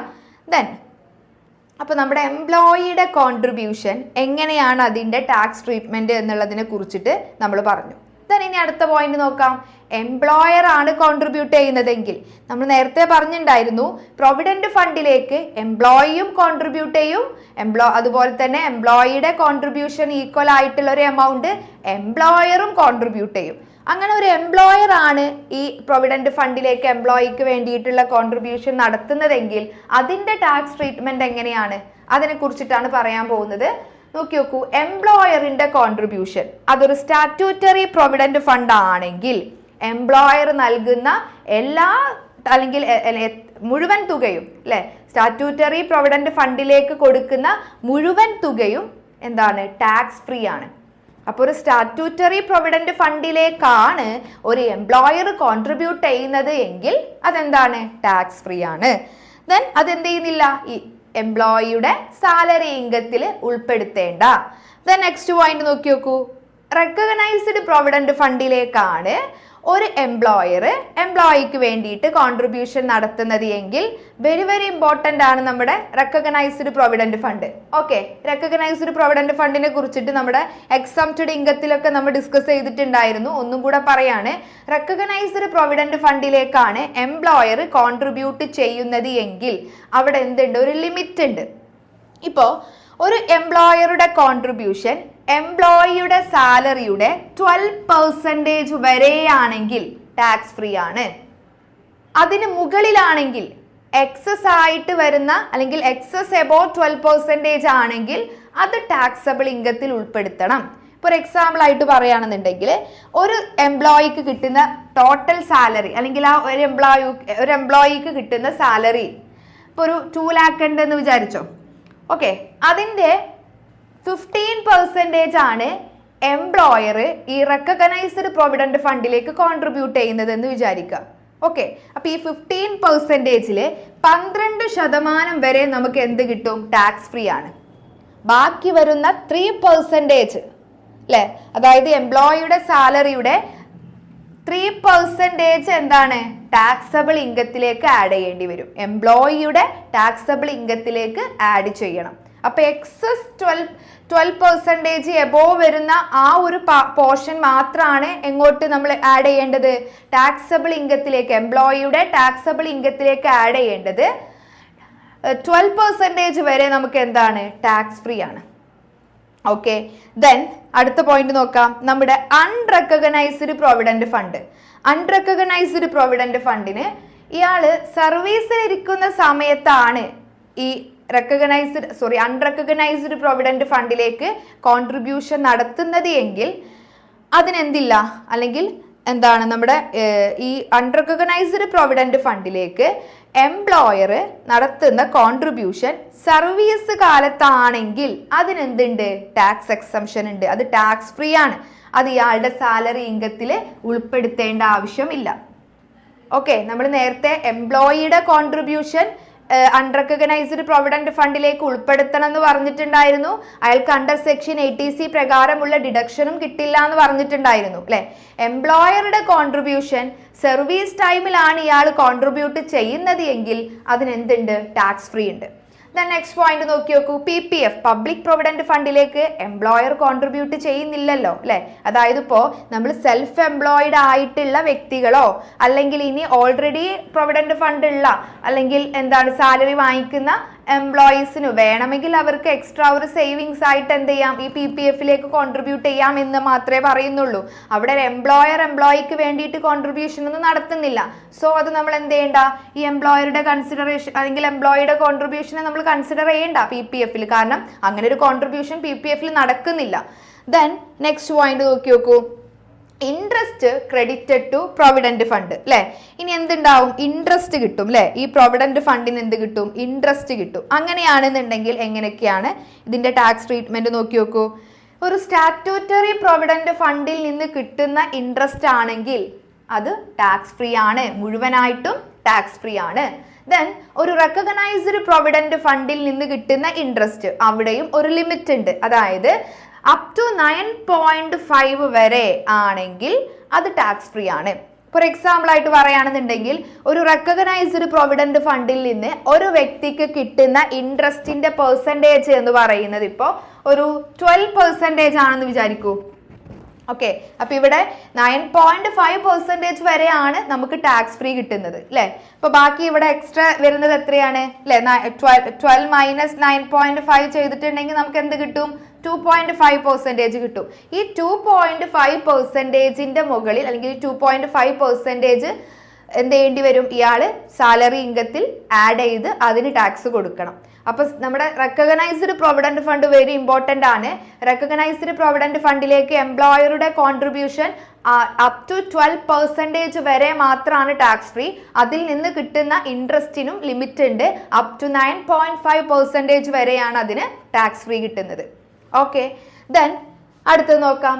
ഈ ഇൻട്രസ്റ്റ് ക്രെഡിറ്റഡ് ടു ഒരു അൺറെക്കഗ്നൈസ്ഡ് പ്രൊവിഡന്റ് ഫണ്ട് ആണെങ്കിൽ അല്ലെ, അൺറെക്കഗ്നൈസ്ഡ് പ്രൊവിഡന്റ് ഫണ്ട് ആണെങ്കിൽ അയാൾക്ക് ഇയാളുടെ സർവീസ് ടൈമിൽ കിട്ടുന്ന ഇൻട്രസ്റ്റിന് അത് ടാക്സ് ഫ്രീ ആണ്. ഓക്കെ, അതായത് സാലറി ഇൻകത്തിൽ ഉൾപ്പെടുത്തുന്നില്ല, എന്താണ് അത് ടാക്സ് ഫ്രീ ആണ്. അതേപോലെ തന്നെ ഇയാളുടെ ഈ അൺറെക്കഗ്നൈസ്ഡ് പ്രൊവിഡന്റ് ഫണ്ടില് ഇയാൾക്ക് കിട്ടുന്ന ഇൻട്രസ്റ്റ് നമ്മൾ ഇൻകം ഫ്രം അതർ സോഴ്സ് എന്നുള്ള രീതിയിലാണ് കാൽക്കുലേറ്റ് ചെയ്യുന്നത്. ഓക്കെ, then അടുത്ത പോയിന്റ് നോക്കി നോക്കാം. ഇനി റിട്ടയർമെന്റിന്റെ അതുപോലെ തന്നെ PPF അല്ലെ, PPFനും കിട്ടുന്നത് എന്താണ്? പൂർണ്ണമായിട്ടും, അതായത് പബ്ലിക് പ്രൊവിഡന്റ് ഫണ്ടിൽ നമ്മൾ ഇൻവെസ്റ്റ് ചെയ്തിട്ടുണ്ടെങ്കിൽ അതിൽ നിന്ന് കിട്ടുന്ന ഇൻട്രസ്റ്റ് പൂർണ്ണമായിട്ടും ടാക്സ് ഫ്രീ ആണ്. ഓക്കെ, ദെൻ നെക്സ്റ്റ് പോയിന്റ് നോക്കി നോക്കൂ. റിട്ടയർമെന്റിന്റെ സമയത്ത് ഇയാൾക്ക് ലംസമായിട്ടാണ് ഈ പ്രൊവിഡന്റ് ഫണ്ടിൽ നിന്ന് കിട്ടിയിട്ടുള്ള ഇൻട്രസ്റ്റ് അടക്കമുള്ള തുക ലംസമായിട്ടാണ് പേ ചെയ്യുന്നത് എങ്കിൽ അല്ലെ, അതായത് ഒരു സ്റ്റാറ്റ്യൂട്ടറി പ്രൊവിഡന്റ് ഫണ്ട് ആണ്, അതിൽ നിന്ന് lump sum payment at the time of റിട്ടയർമെന്റിന്റെ സമയത്ത് ലംസമായിട്ടാണ് സ്റ്റാറ്റ്യൂട്ടറി പ്രൊവിഡന്റ് ഫണ്ടിൽ നിന്ന് കിട്ടുന്ന തുക നൽകുന്നത് എങ്കിൽ നമുക്ക് സ്റ്റാറ്റ്യൂട്ടറി പ്രൊവിഡന്റ് ഫണ്ട് ആണെങ്കിൽ അണ്ടർ സെക്ഷൻ 10 സബ്സെക്ഷൻ 11 പ്രകാരം അതിൽ നിന്ന് കിട്ടുന്ന മുഴുവൻ തുകയും ടാക്സ് ഫ്രീ ആണ്. ദെൻ റെക്കഗ്നൈസ്ഡ് പ്രൊവിഡന്റ് ഫണ്ട് ആണെങ്കിലോ അതും സെക്ഷൻ 10 സബ്സെക്ഷൻ 12 പ്രകാരം ടാക്സ് ഫ്രീ ആണ്. പക്ഷെ അതിന് കുറച്ച് കണ്ടീഷൻസ് ഉണ്ട്. റെക്കഗ്നൈസ്ഡ് പ്രൊവിഡന്റ് ഫണ്ടിൽ നിന്ന് കിട്ടുന്ന lump sum payment at the time of retirement ആണെങ്കിൽ അതിന് കുറച്ച് കണ്ടീഷൻസ് ഉണ്ട്. ആ ഒരു കണ്ടീഷൻസ് പാലിച്ചാൽ മാത്രമേ ഈ ഒരു എക്സംഷൻ അല്ലെങ്കിൽ ഈ ടാക്സ് ഫ്രീ കിട്ടുള്ളൂ. എന്തൊക്കെയാണ്? അറ്റ്ലീസ്റ്റ് ഇയാള് ആ ഒരു സ്ഥാപനത്തില് കണ്ടിന്യൂസ് ആയിട്ട് കുറഞ്ഞത് ഒരു 5 വർഷമെങ്കിലും സർവീസിൽ ഇരിക്കണം. അല്ലെങ്കിൽ റിട്രെഞ്ച്മെന്റ് മൂലമോ അല്ലെ, റിട്രെഞ്ച്മെന്റ് എന്താന്നൊക്കെ നമുക്കറിയാം അല്ലെ, അതുപോലെ തന്നെ ഇൽനെസ് അല്ലെങ്കിൽ അസുഖം മൂലമോ ബിസിനസ് ക്ലോഷർ അല്ലെ, ഈ വക അല്ലെങ്കിൽ ബിസിനസ് ക്ലോസ് ചെയ്തത് മൂലം ഇയാൾ ആ സർവീസ് അവസാനിപ്പിച്ചതായിരിക്കണം. ഇങ്ങനെയാണെങ്കിൽ മാത്രമാണ് ഇയാൾക്ക് റെക്കഗ്നൈസ്ഡ് പ്രൊവിഡന്റ് ഫണ്ടിൽ നിന്ന് കിട്ടുന്ന അറ്റ് ദി ടൈം ഓഫ് റിട്ടയർമെന്റിലെ ലംസം പേയ്മെന്റ് ആയിട്ട് കിട്ടുന്ന തുകക്ക് ടാക്സ് ഫ്രീ കിട്ടുള്ളൂ. ഓക്കെ, അപ്പോൾ ഈ ഒരു കണ്ടീഷൻസ് ഇയാൾ ഫോളോ ചെയ്തിട്ടുണ്ടെങ്കിൽ at the time of retirement ലംസമായിട്ട് കിട്ടുന്ന തുക പൂർണ്ണമായിട്ടും ടാക്സ് ഫ്രീ ആണ്.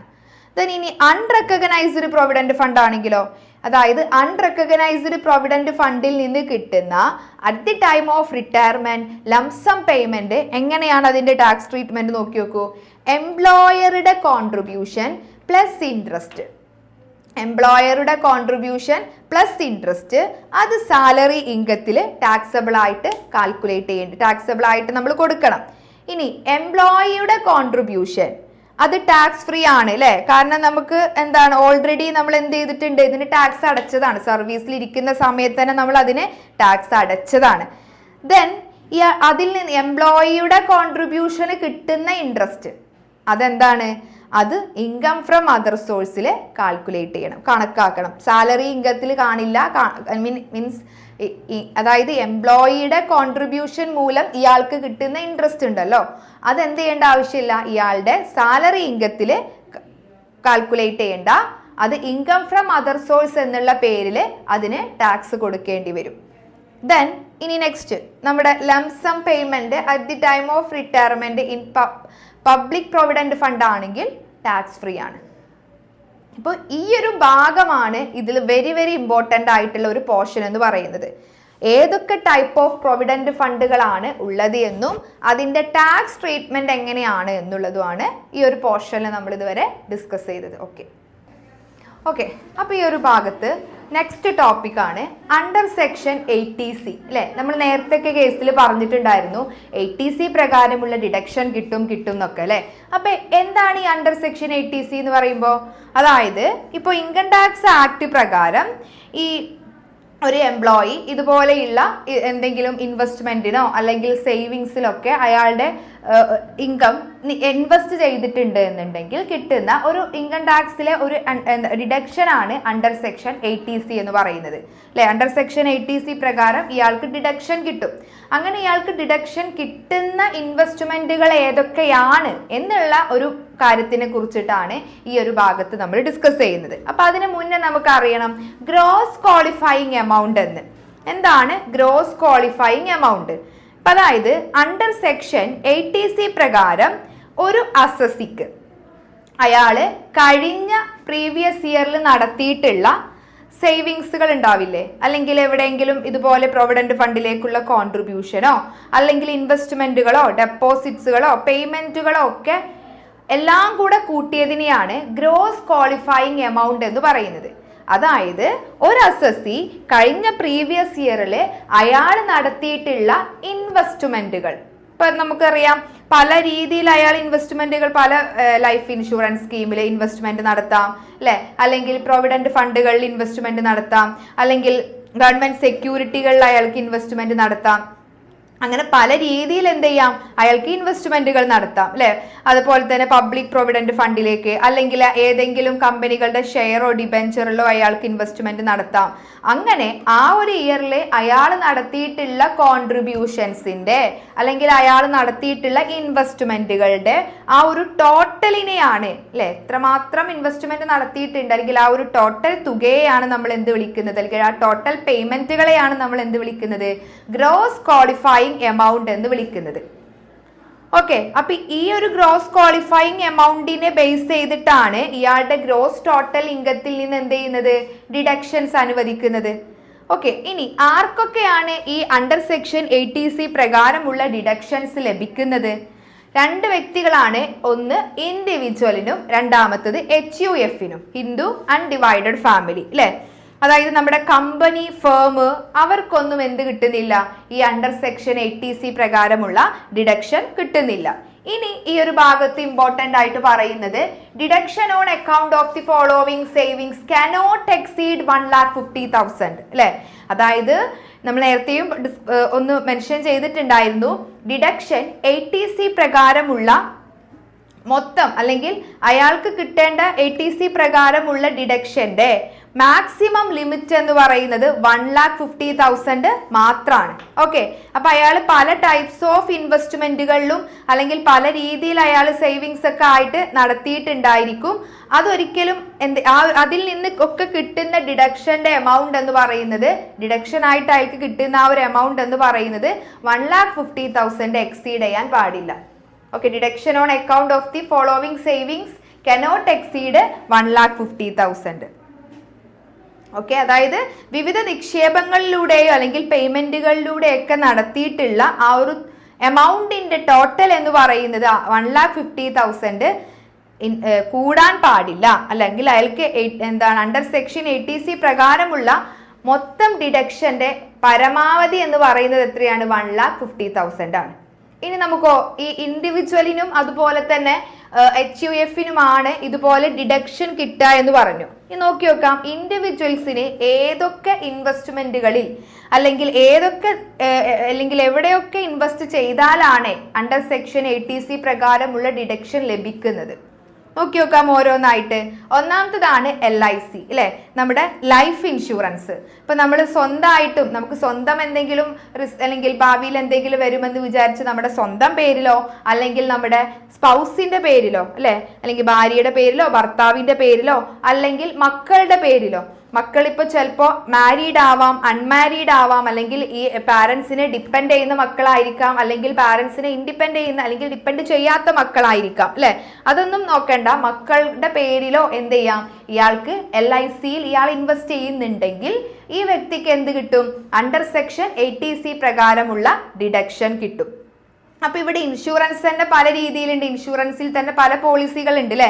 ഇൻഡിവിജ്വൽ പോളിസി ഉണ്ട്, ജോയിന്റ് ലൈഫ് പോളിസി ഉണ്ട്, ഗ്രൂപ്പ് ഇൻഷുറൻസ് ഉണ്ട്, എംപ്ലോയി ഇൻഷുറൻസ് പ്രീമിയം ഉണ്ട് അല്ലെ. അപ്പൊ ഇവിടെ നോക്കി നോക്കാം. ഇപ്പൊ അതിന് നമ്മൾ എത്രയാണ് ഇപ്പൊ നേരത്തെ പറഞ്ഞത് ഡിഡക്ഷൻ കിട്ടും. LICയിൽ ഇൻവെസ്റ്റ് ചെയ്തിട്ടുണ്ടെങ്കിൽ അണ്ടർ സെക്ഷൻ 80C പ്രകാരമുള്ള ഡിഡക്ഷൻ കിട്ടുമെന്ന് പറഞ്ഞു അല്ലെ. അതിനും എന്തുണ്ട്, ഒരു ലിമിറ്റ് ഉണ്ട്. നോക്കി നോക്കൂ ഇവിടെ ഈ സം അഷ്വേർഡ് ഇയാൾ എത്രയാണ് എന്താണ് ഇയാൾക്ക് കിട്ടേണ്ട LICയിൽ നിന്ന് കിട്ടേണ്ട ഉറപ്പുള്ള സം അല്ലെ, അതിന്റെ പരമാവധി 20% മാത്രമേ എന്ത് കിട്ടുള്ളൂ, ഡിഡക്ഷൻ കിട്ടുള്ളൂ.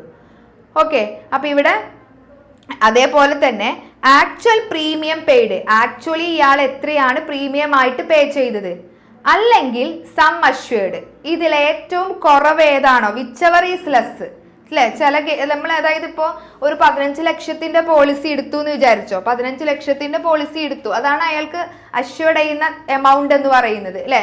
ദെൻ അതുപോലെ തന്നെ അയാൾ എത്ര ഇൻസ്റ്റാൾമെന്റ് അടച്ചിട്ടുണ്ട്, ടോട്ടൽ ഇൻസ്റ്റാൾമെന്റ് ആയ അല്ലെങ്കിൽ ആക്ച്വൽ പ്രീമിയം ഇൻസ്റ്റാൾമെന്റ് അയാൾ പേ ചെയ്തത് എത്രയാണോ, വിച്ചവർ ഈസ് ലെസ്, ഓക്കെ, അതിന്റെ 20% ആണ് അയാൾക്ക് എന്ത് കിട്ടുന്നത്, ഡിഡക്ഷൻ കിട്ടുന്നത് അല്ലെ. ഇപ്പൊ ഒരു 10 ലക്ഷമൊക്കെയാണ് ഇയാൾ അടച്ചിട്ടുള്ളൂ, ഇൻസ്റ്റാൾമെന്റ് ആയിട്ട് അടച്ചിട്ടുള്ളൂ എങ്കിൽ വിച്ചവർ ഈസ് ലെസ് ഏതാണ്, ഇയാള് പ്രീമിയം പേയ്മെന്റ് ടോട്ടൽ ഇയാൾ പ്രീമിയം അടിച്ചത് എത്രയുള്ളൂ, 10 lakh ആണ്. ഇതിന്റെ 20% ആണ് എന്തായിട്ട് എടുക്കേണ്ടത്, ഡിഡക്ഷൻ ആയിട്ട് എടുക്കേണ്ടത്. അണ്ടർ സെക്ഷൻ 80C പ്രകാരമുള്ള ഡിഡക്ഷൻ അയാൾക്ക് ലഭിക്കുകയുള്ളൂ. ഇനി വേറൊരു കേസും കൂടെ ഉണ്ട്. നമ്മൾ പോളിസി എടുത്ത തീയതി അനുസരിച്ചും ഇതിന് ലിമിറ്റ് ഉണ്ട്. ഇപ്പോൾ 1/4/2012 മുമ്പ് എടുത്തൊരു പോളിസി ആണെങ്കിലാണ് ഇയാൾക്ക് 20% ഡിഡക്ഷൻ കിട്ടുള്ളൂ. ഇനി അയാള് 31/3/2012 ശേഷം എടുത്തിട്ടുള്ള പോളിസി ആണെങ്കിൽ അയാൾക്ക് 10% മാത്രമേ ഡിഡക്ഷൻ അനുവദിക്കുന്നുള്ളൂ. ഇനി ഈ LICയുമായി ബന്ധപ്പെട്ട മറ്റൊരു പോയിന്റ് ആണ്, ഇപ്പൊ ഒരു വ്യക്തി, ഒരു അസസി അയാളുടെ പാരന്റ്സിന്റെ പേരിൽ എന്തെടുത്തിട്ടുണ്ട്, LIC എടുത്തിട്ടുണ്ടെങ്കിൽ അതിനെന്ത് കിട്ടില്ല, അണ്ടർ സെക്ഷൻ 80C പ്രകാരമുള്ള ഡിഡക്ഷൻ കിട്ടില്ല.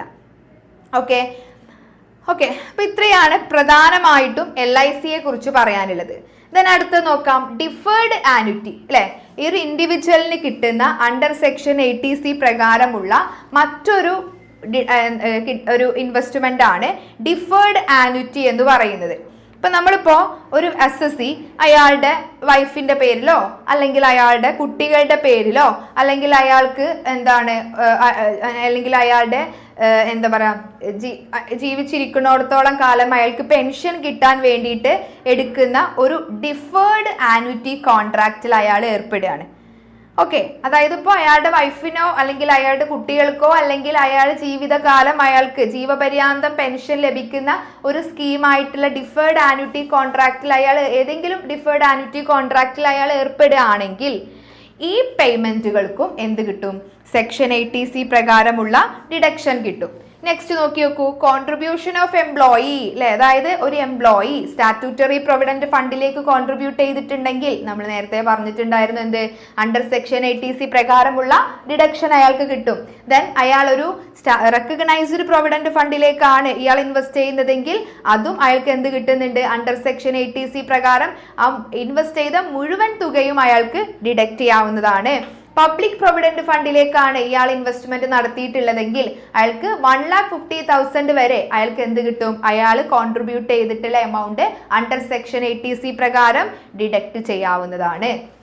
ദെൻ നെക്സ്റ്റ് പോയിന്റ് നോക്കാം, payment under unit linked insurance plan അല്ലെ, ULIP പ്ലാൻ എന്ന് പറയാം. 1971 യൂണിറ്റ് ലിങ്ക്ഡ് ഇൻഷുറൻസ് പ്ലാൻ അല്ലെ. ഈ ഒരു പ്രീമിയം അല്ലെങ്കിൽ ഈ ഒരു ഇൻവെസ്റ്റ്മെന്റിലേക്ക് ഒരു അസസി ഇൻവെസ്റ്റ് ചെയ്തിട്ടുണ്ട് അല്ലെങ്കിൽ പ്രീമിയം അടക്കുന്നുണ്ടെങ്കിൽ അയാൾ എത്രയാണോ അടച്ച പ്രീമിയം അത് അയാൾക്ക് അണ്ടർ സെക്ഷൻ 80C പ്രകാരം അയാളുടെ ടാക്സബിൾ സാലറിയിൽ നിന്ന് ഡിഡക്റ്റ് ചെയ്യാവുന്നതാണ്. ഓക്കെ, ദെൻ അടുത്ത പോയിന്റ് നോക്കാം, ഗവൺമെന്റ് എംപ്ലോയി അല്ലെ. അതായത് ഇപ്പോ ഒരു ഗവൺമെന്റ് എംപ്ലോയിയുടെ സാലറിയിൽ നിന്നുള്ള ഡിഡക്ഷൻ അല്ലെ.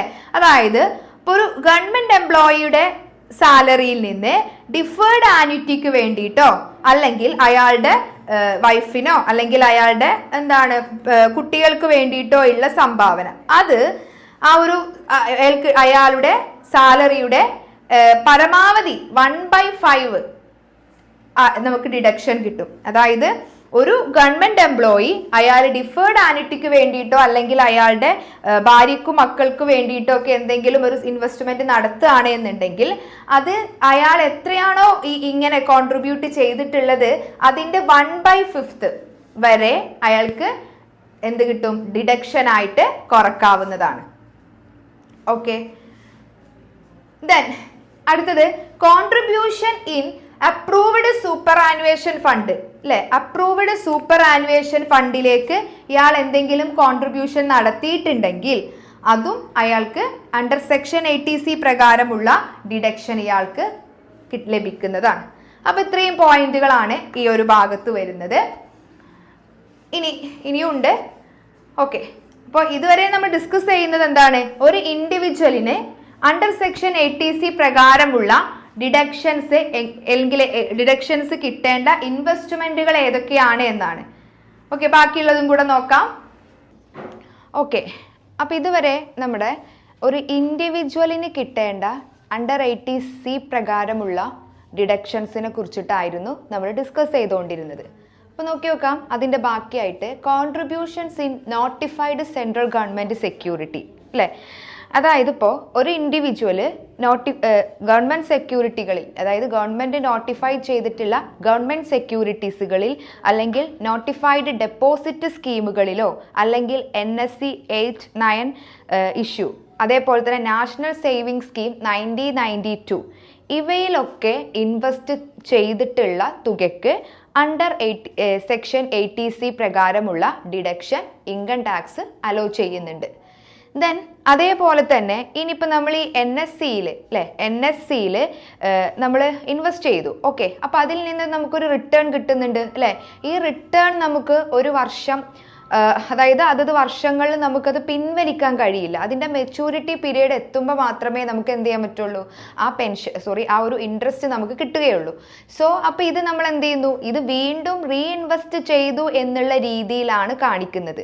അതായത് NSCയിൽ നിന്ന് കിട്ടുന്ന ഇൻട്രസ്റ്റ് വീണ്ടും റീഇൻവെസ്റ്റ് ചെയ്ത പോലെ ആണ് നമ്മൾ അതിനെ ട്രീറ്റ് ചെയ്യുന്നത്. സോ NSCയിലെ അതായത് NSC 8-ൽ നമ്മൾ ഇഷ്യൂ ചെയ്ത് ലഭിക്കുന്ന ആ ഒരു ഇൻട്രസ്റ്റ് അത് വീണ്ടും റീഇൻവെസ്റ്റ് ചെയ്തിട്ടുണ്ടെങ്കിൽ, അതായത് നമ്മുടെ NSCയിൽ തന്നെ റീഇൻവെസ്റ്റ് ചെയ്തിട്ടുണ്ടെങ്കിൽ അത് നമുക്ക് 80C, അതായത് നമ്മുടെ അണ്ടർ സെക്ഷൻ 80C പ്രകാരമുള്ള ഡിഡക്ഷൻ ആയിട്ട് ഇൻകം ടാക്സ് അനുവദിക്കുന്നുണ്ട്.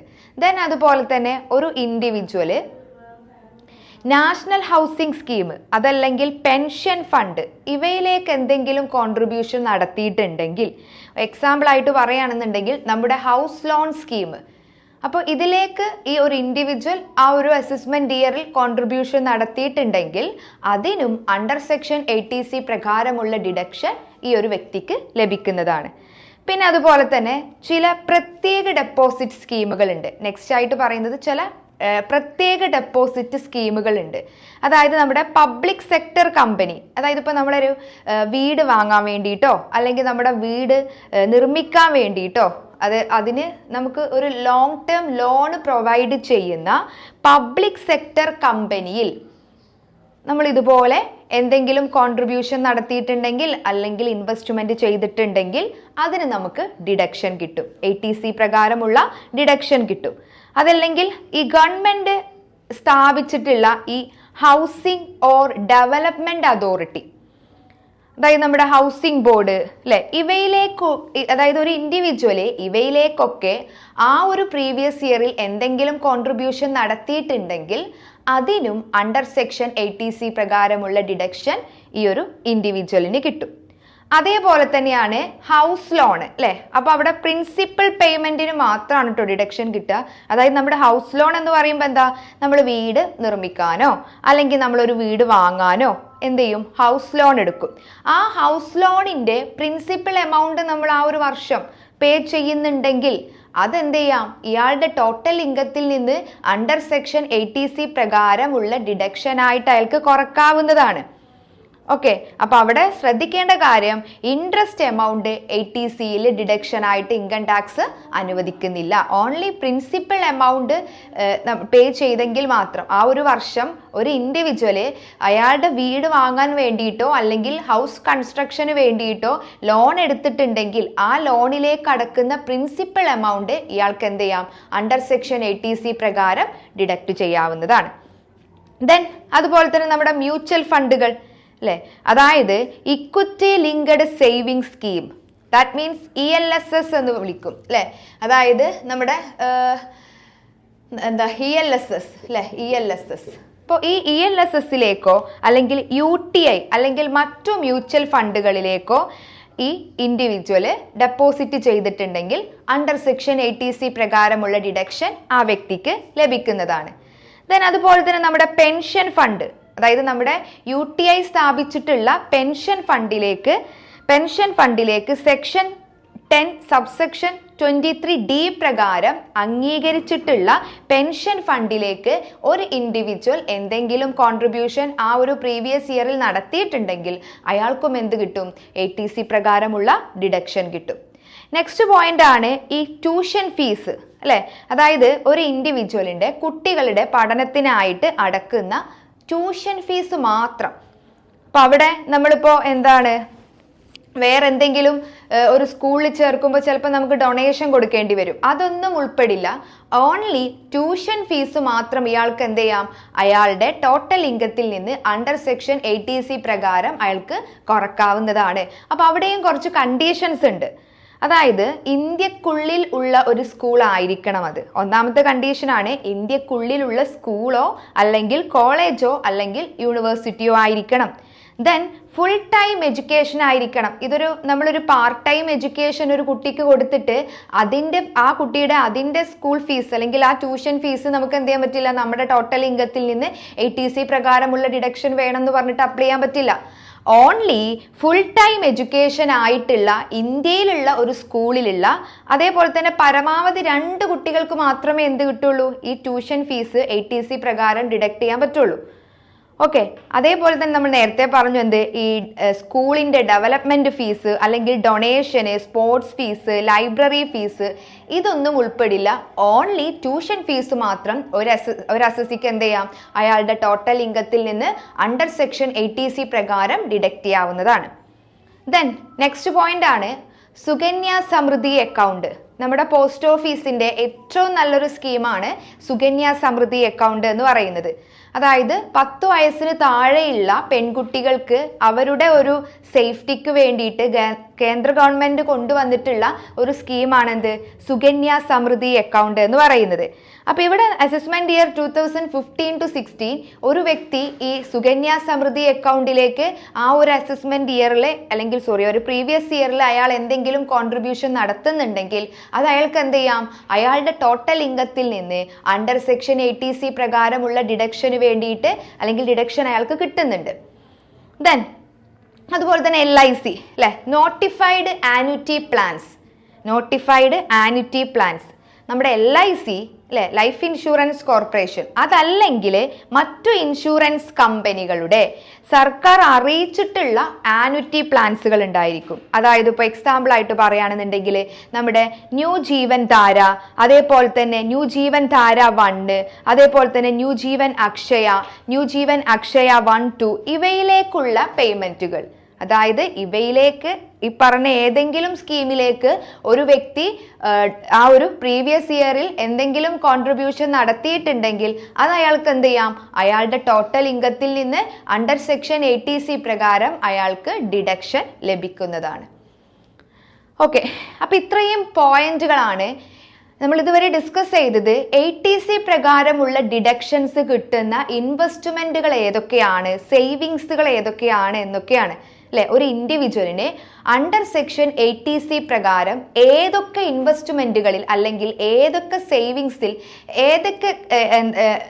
ഏതൊക്കെ ഡെപ്പോസിറ്റുകൾക്കാണ് അണ്ടർ സെക്ഷൻ 80C പ്രകാരമുള്ള ഡിഡക്ഷൻ കിട്ടുക എന്നുള്ളതാണ് നമ്മൾ ഇതുവരെ ഡിസ്കസ് ചെയ്തത്. ഇനി അടുത്തത് നോക്കാം. ഒരു HUFന് നമ്മൾ പഠിച്ചു അണ്ടർ സെക്ഷൻ 80C പ്രകാരമുള്ള ഡിഡക്ഷൻ അനുവദിക്കുന്നത് 2 പേർക്കാണ് അല്ലേ. അതായത് ഒന്ന് ഇൻഡിവിജ്വൽ ആയിരിക്കണം, രണ്ടാമത്തത് ഹിന്ദു അൺഡിവൈഡഡ് ഫാമിലി അല്ലെ, HUF ആയിരിക്കണം. അപ്പൊ ഇതുവരെ നമ്മൾ പറഞ്ഞത് ഒരു ഇൻഡിവിജ്വലിന് കിട്ടുന്ന 80C പ്രകാരമുള്ള ഡിഡക്ഷൻസ് കിട്ടുന്ന ഡെപ്പോസിറ്റ്സ് ആൻഡ് കോൺട്രിബ്യൂഷൻസിനെ കുറിച്ചിട്ടാണ്. ഇനി പറയാൻ പോകുന്നത് ഒരു HUFന് കിട്ടുന്ന 80C പ്രകാരം കിട്ടുന്ന ഡിഡക്ഷൻസ് അല്ലെങ്കിൽ 80C പ്രകാരമുള്ള ഡിഡക്ഷൻ കിട്ടുന്ന ഇൻവെസ്റ്റ്മെന്റുകൾ ഏതൊക്കെയാണ്. ഓക്കെ, നോക്കാം നമുക്ക്.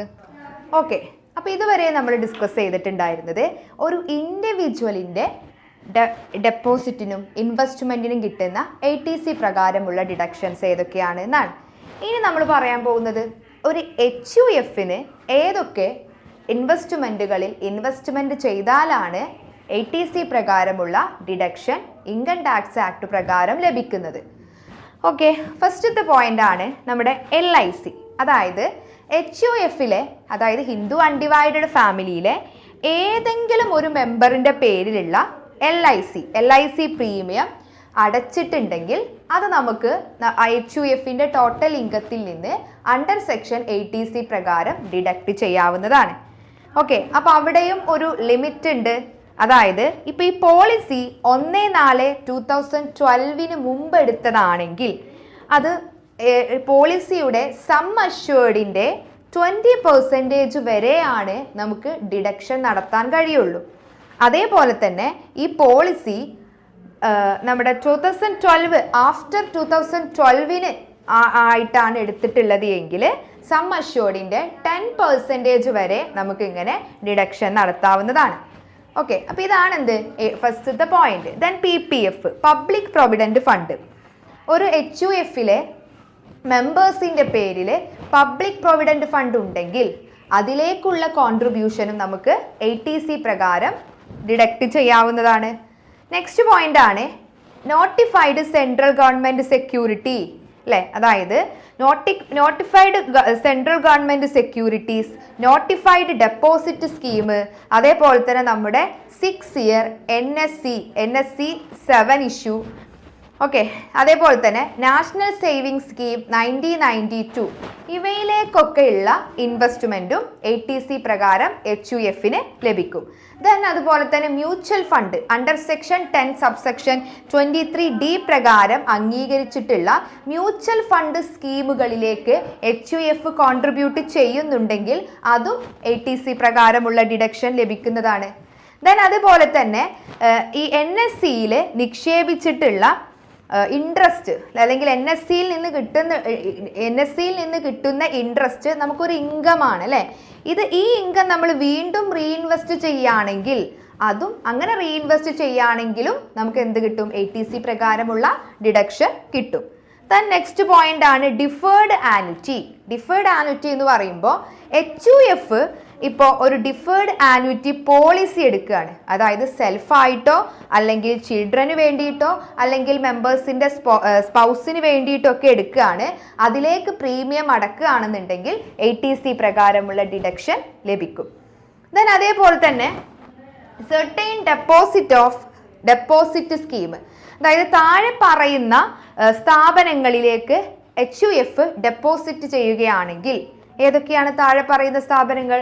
ഒന്നാണ് നമ്മുടെ പബ്ലിക് സെക്ടർ കമ്പനി അല്ലെ. പബ്ലിക് സെക്ടർ കമ്പനി എന്ന് പറയുമ്പോൾ ഇപ്പോൾ ഒരു വ്യക്തിക്ക് വീട് വാങ്ങാൻ വേണ്ടിയിട്ടോ അല്ലെങ്കിൽ ഹൗസ് കൺസ്ട്രക്ഷന് വേണ്ടിയിട്ടോ ഒരു ലോങ് ടേം ലോൺ പ്രൊവൈഡ് ചെയ്യുന്ന പബ്ലിക് സെക്ടർ കമ്പനിയോ അതല്ലെങ്കിൽ ഗവൺമെൻറ് അതോറിറ്റി, അതായത് ഇപ്പോൾ ഗവൺമെൻറ് നമ്മുടെ വീട് സംബന്ധമായിട്ടുള്ള പ്രോബ്ലംസ് പരിഹരിക്കാൻ വേണ്ടിയിട്ടും അല്ലെങ്കിൽ നമ്മുടെ വില്ലേജ് പഞ്ചായത്ത് അതിൻ്റെയൊക്കെ ഡെവലപ്മെൻറ്റിന് വേണ്ടിയിട്ട് രൂപീകരിച്ചിട്ടുള്ള അതോറിറ്റിയോ ബോർഡോ. അപ്പോൾ ഇതിലേക്ക് HUF കോൺട്രിബ്യൂഷൻ നടത്തുകയാണെങ്കിൽ അത് നമുക്ക് 80C പ്രകാരം ഡിഡക്ഷനിൽ ഉൾപ്പെടുത്താവുന്നതാണ്. ദെൻ അതേപോലെ തന്നെയാണ് new residential house purchase or construction അല്ലേ. അതായത് ഇപ്പോൾ HUF ഇപ്പോൾ ഒരു പുതിയൊരു ഹിന്ദു അൺഡിവൈഡഡ് ഫാമിലിയുടെ അണ്ടറിൽ ഒരു പുതിയൊരു വീട് വാങ്ങുകയാണ്. അത് അല്ലെങ്കിൽ അത് നിർമ്മിക്കാൻ വേണ്ടിയിട്ട് നമ്മൾ എന്ത് ചെയ്യും? ഇങ്ങനെ അല്ലെങ്കിൽ ലോൺ എടുക്കാം അല്ലേ.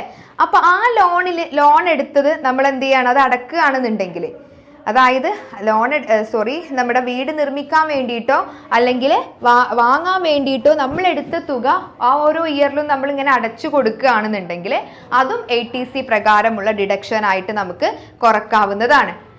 ദെൻ അതേപോലെ തന്നെ ഈ repayment of borrowed money by the assessee taken from the following അല്ലെ. ബോറോവ്ഡ് മണി, അതായത് നമ്മളിപ്പോൾ ഇവിടെ നിന്ന്, അതായത് ഏതെങ്കിലും താഴെ പറയുന്ന ഏതെങ്കിലും ഇതിൽ നിന്ന് നമ്മൾ എന്താ പറയാ, ഇപ്പോൾ ഈ എമൗണ്ട് പെയ്ഡ്, ദാറ്റ് മീൻസ് ഒരു റെസിഡൻഷ്യൽ ഹൗസ് കൺസ്ട്രക്ഷൻ കിട്ടും എന്ന് പറഞ്ഞു അല്ലെ. കൺസ്ട്രക്ഷൻ കിട്ടാൻ വേണ്ടിയിട്ട് നമ്മൾ പേയ്മെന്റ് അടക്കുന്നു എന്നൊക്കെ പറഞ്ഞു. അപ്പം അങ്ങനെ ആ പേയ്മെന്റ് എങ്ങനെയുള്ള പേയ്മെന്റ് ആയിരിക്കണം? അതായത് ഒരു HUF ഹൗസ് നിർമ്മിക്കാനോ അല്ലെങ്കിൽ അത് കൺസ്ട്രക്ട് ചെയ്യാനോ വേണ്ടിയിട്ട് നമ്മൾ എന്തെങ്കിലും തുക എവിടെയെങ്കിലും അടക്കുന്നുണ്ടെങ്കിൽ അതിന് ATC പ്രകാരം ഡിഡക്ഷൻ കിട്ടുമെന്ന് പറഞ്ഞു അല്ലെ. അപ്പൊ ഇവിടെ നമ്മളിപ്പോൾ ഒരു സെൽഫ് ഫിനാൻസിങ് ആയിട്ടോ അല്ലെങ്കിൽ ഡെവലപ്മെന്റ് അതോറിറ്റിയിലേക്കോ ഇൻസ്റ്റാൾമെന്റ് ആയിട്ട് അടക്കുന്ന തുക അത് ATC പ്രകാരം ഡിഡക്ഷൻ ആയിട്ട് കുറക്കാം. അല്ലെങ്കിൽ HUF മെമ്പർ ആയിട്ടുള്ള കമ്പനിയോ കോപ്പറേറ്റീവ് സൊസൈറ്റിയിലേക്കോ അടച്ചിട്ടുള്ള ഇൻസ്റ്റാൾമെന്റും നമുക്ക് ATC പ്രകാരമുള്ള ഡിഡക്ഷൻ ആയിട്ട് കുറക്കാവുന്നതാണ്. ദെൻ അതേപോലെ തന്നെ ബോറോവ്ഡ് മണി റീപേയ്മെന്റ് അല്ലെ. അവിടെ നമ്മൾ ഒരു കണ്ടീഷൻ ഉണ്ട്, പ്രിൻസിപ്പൽ എമൗണ്ട് ഓൺലി. ഇപ്പൊ നമ്മൾ താഴെ പറയുന്നവയിൽ നിന്ന് എടുത്ത ലോണിന്റെ പ്രിൻസിപ്പൽ പേയ്മെന്റിന് മാത്രം അണ്ടർ സെക്ഷൻ ATC പ്രകാരം ഡിഡക്ഷൻസ് എടുക്കും. അതായത് സെൻട്രൽ ഗവൺമെന്റിൽ നിന്ന് എടുത്തിട്ടുള്ള loan, state government or central ഗവൺമെന്റിന്റെ കീഴിലുള്ള സ്ഥാപനങ്ങളിൽ നിന്ന് എടുത്തിട്ടുള്ള ലോണ്, ബാങ്കിൽ നിന്ന്, LICയിൽ നിന്ന്, നാഷണൽ ഹൗസിംഗ് ബാങ്ക്, ഇപ്പോൾ ഇതിൽ നിന്നൊക്കെ എടുത്തിട്ടുള്ള ലോണിനാണ് അതിന്റെ പ്രിൻസിപ്പൽ എമൗണ്ട് മാത്രം അടച്ചിട്ടുണ്ടെങ്കിൽ അതിന് ATC പ്രകാരമുള്ള ഡിഡക്ഷൻ കിട്ടും. ഓക്കെ. ദെൻ അതേപോലെ തന്നെ നെക്സ്റ്റ് പറയുന്നത് കോൺട്രിബ്യൂഷൻ ഇൻ NHB അല്ലെ. നാഷണൽ ഹൗസിംഗ് ബോർഡിലേക്ക് എന്തെങ്കിലും കോൺട്രിബ്യൂഷൻ നടത്തിയിട്ടുണ്ടെങ്കിൽ അതിനും എന്ത് കിട്ടുന്നു? നമ്മുടെ ATC പ്രകാരമുള്ള ഡിഡക്ഷൻ കിട്ടുന്നു. അതേപോലെ തന്നെ ഇപ്പോൾ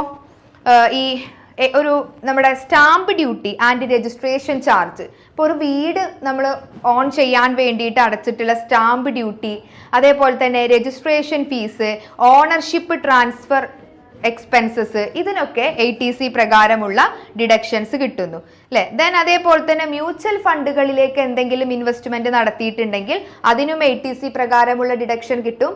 ദെൻ ടേം ഡെപ്പോസിറ്റ്, ഇപ്പോൾ ഷെഡ്യൂൾഡ് ബാങ്കിൽ കുറഞ്ഞത് 5 വർഷത്തേക്കെങ്കിലും നമ്മൾ ഒരു ഫിക്സ്ഡ് ഡെപ്പോസിറ്റ് ഇടുകയാണെന്നുണ്ടെങ്കിൽ, അതായത് സെൻട്രൽ ഗവൺമെന്റ് നോട്ടിഫൈ ചെയ്തിട്ടുള്ള ഷെഡ്യൂൾഡ് ബാങ്കുകളിൽ കുറഞ്ഞതൊരു 5 ഇയേഴ്സിനെങ്കിലും നമ്മളൊരു ടേം ഡെപ്പോസിറ്റ് ഇടുകയാണെന്നുണ്ടെങ്കിൽ അതിനും ATC പ്രകാരമുള്ള ഡിഡക്ഷൻ കിട്ടും. ദെൻ നെക്സ്റ്റ് പോയിന്റ് ആണ് സുകന്യ സമൃദ്ധി അക്കൗണ്ട് അല്ലെ.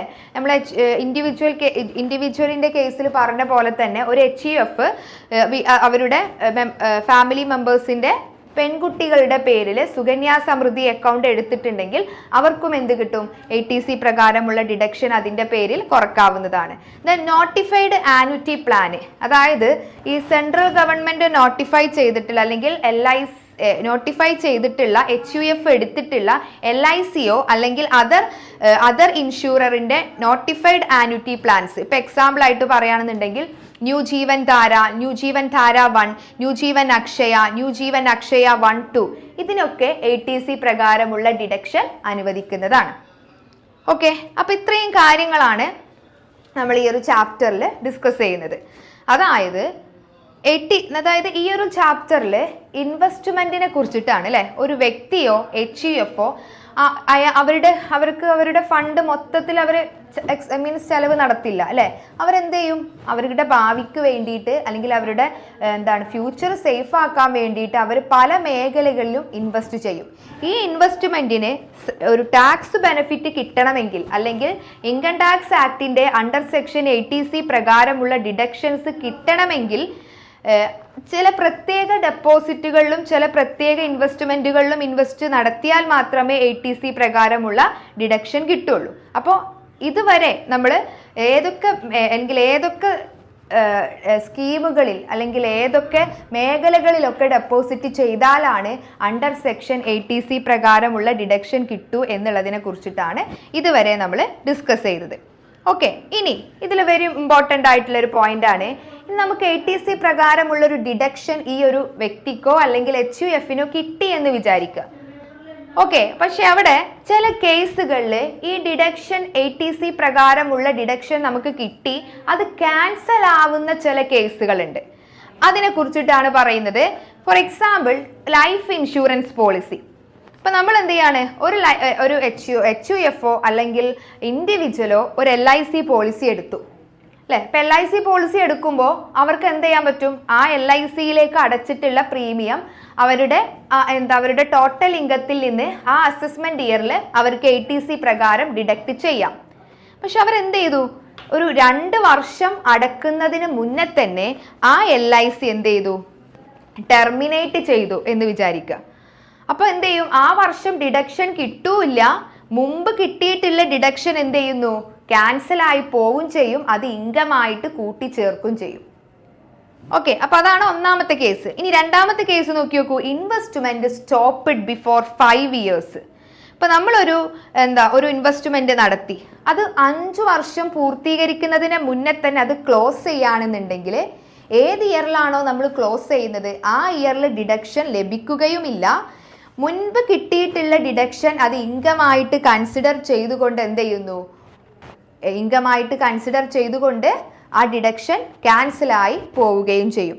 ദെൻ അതുപോലെ തന്നെ ഹൗസ് സോൾഡ് വിത്തിൻ 5 ഇയേഴ്സ്. ഇപ്പം നമ്മൾ നേരത്തെ പറഞ്ഞിട്ടുണ്ടായിരുന്നു, ഒരു ഇൻഡിവിജ്വൽ അല്ലെങ്കിൽ ഒരു HUF ഈ ഹൗസ് പർച്ചേസിങ്, കൺസ്ട്രക്ഷൻ ഒക്കെ വേണ്ടിയിട്ട് പല സ്ഥലങ്ങളിൽ നിന്ന് അല്ലെങ്കിൽ ഗവൺമെൻറ് നോട്ടിഫൈ ചെയ്തിട്ടുള്ള പല സ്ഥാപനങ്ങളിൽ നിന്ന് ലോൺ എടുത്തിട്ടുണ്ടെങ്കിൽ അതിൻ്റെ പ്രിൻസിപ്പൽ എമൗണ്ടിനടക്കം എന്ത് കിട്ടും, അണ്ടർ സെക്ഷൻ 80C പ്രകാരമുള്ള ഡിഡക്ഷൻ കിട്ടും എന്നൊക്കെ പറഞ്ഞിട്ടുണ്ടായിരുന്നു അല്ലേ. ഇനി ഇങ്ങനെ നമ്മൾ ലോൺ എടുത്തിട്ടുണ്ടെങ്കിൽ അതിന് നമുക്ക് ATC പ്രകാരമുള്ള ഡിഡക്ഷൻ കിട്ടിയിട്ടുണ്ടെങ്കിൽ 5 വർഷത്തിനുള്ളിൽ ആ വീട് വിൽക്കുകയാണ്.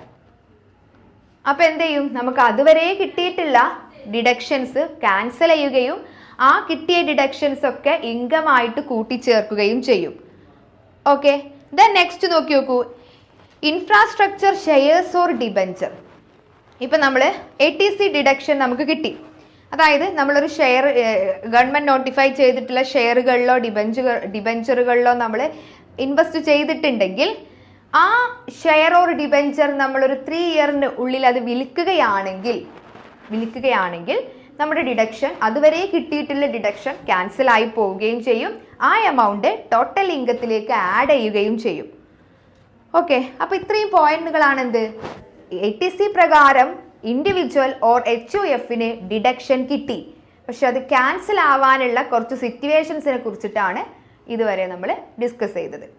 ഓക്കെ, അപ്പോൾ ഈ ഒരു ചാപ്റ്ററിൽ നമ്മൾ പറയുന്നത് പല ടൈപ്സ് ഓഫ് പ്രൊവിഡന്റ് ഫണ്ടുകളെ കുറിച്ചിട്ടും ഈ പ്രൊവിഡന്റ് ഫണ്ടുകളുടെ ടാക്സ് ട്രീറ്റ്മെന്റിനെ കുറിച്ചിട്ടും ATC പ്രകാരമുള്ള ഡിഡക്ഷൻസ് ഏതൊക്കെ ഇൻവെസ്റ്റ്മെന്റിനാണ് ലഭിക്കുക എന്നുള്ളതിനെ കുറിച്ചിട്ടുമാണ് ഈ ചാപ്റ്ററിൽ പറയുന്നത്. ഓക്കെ.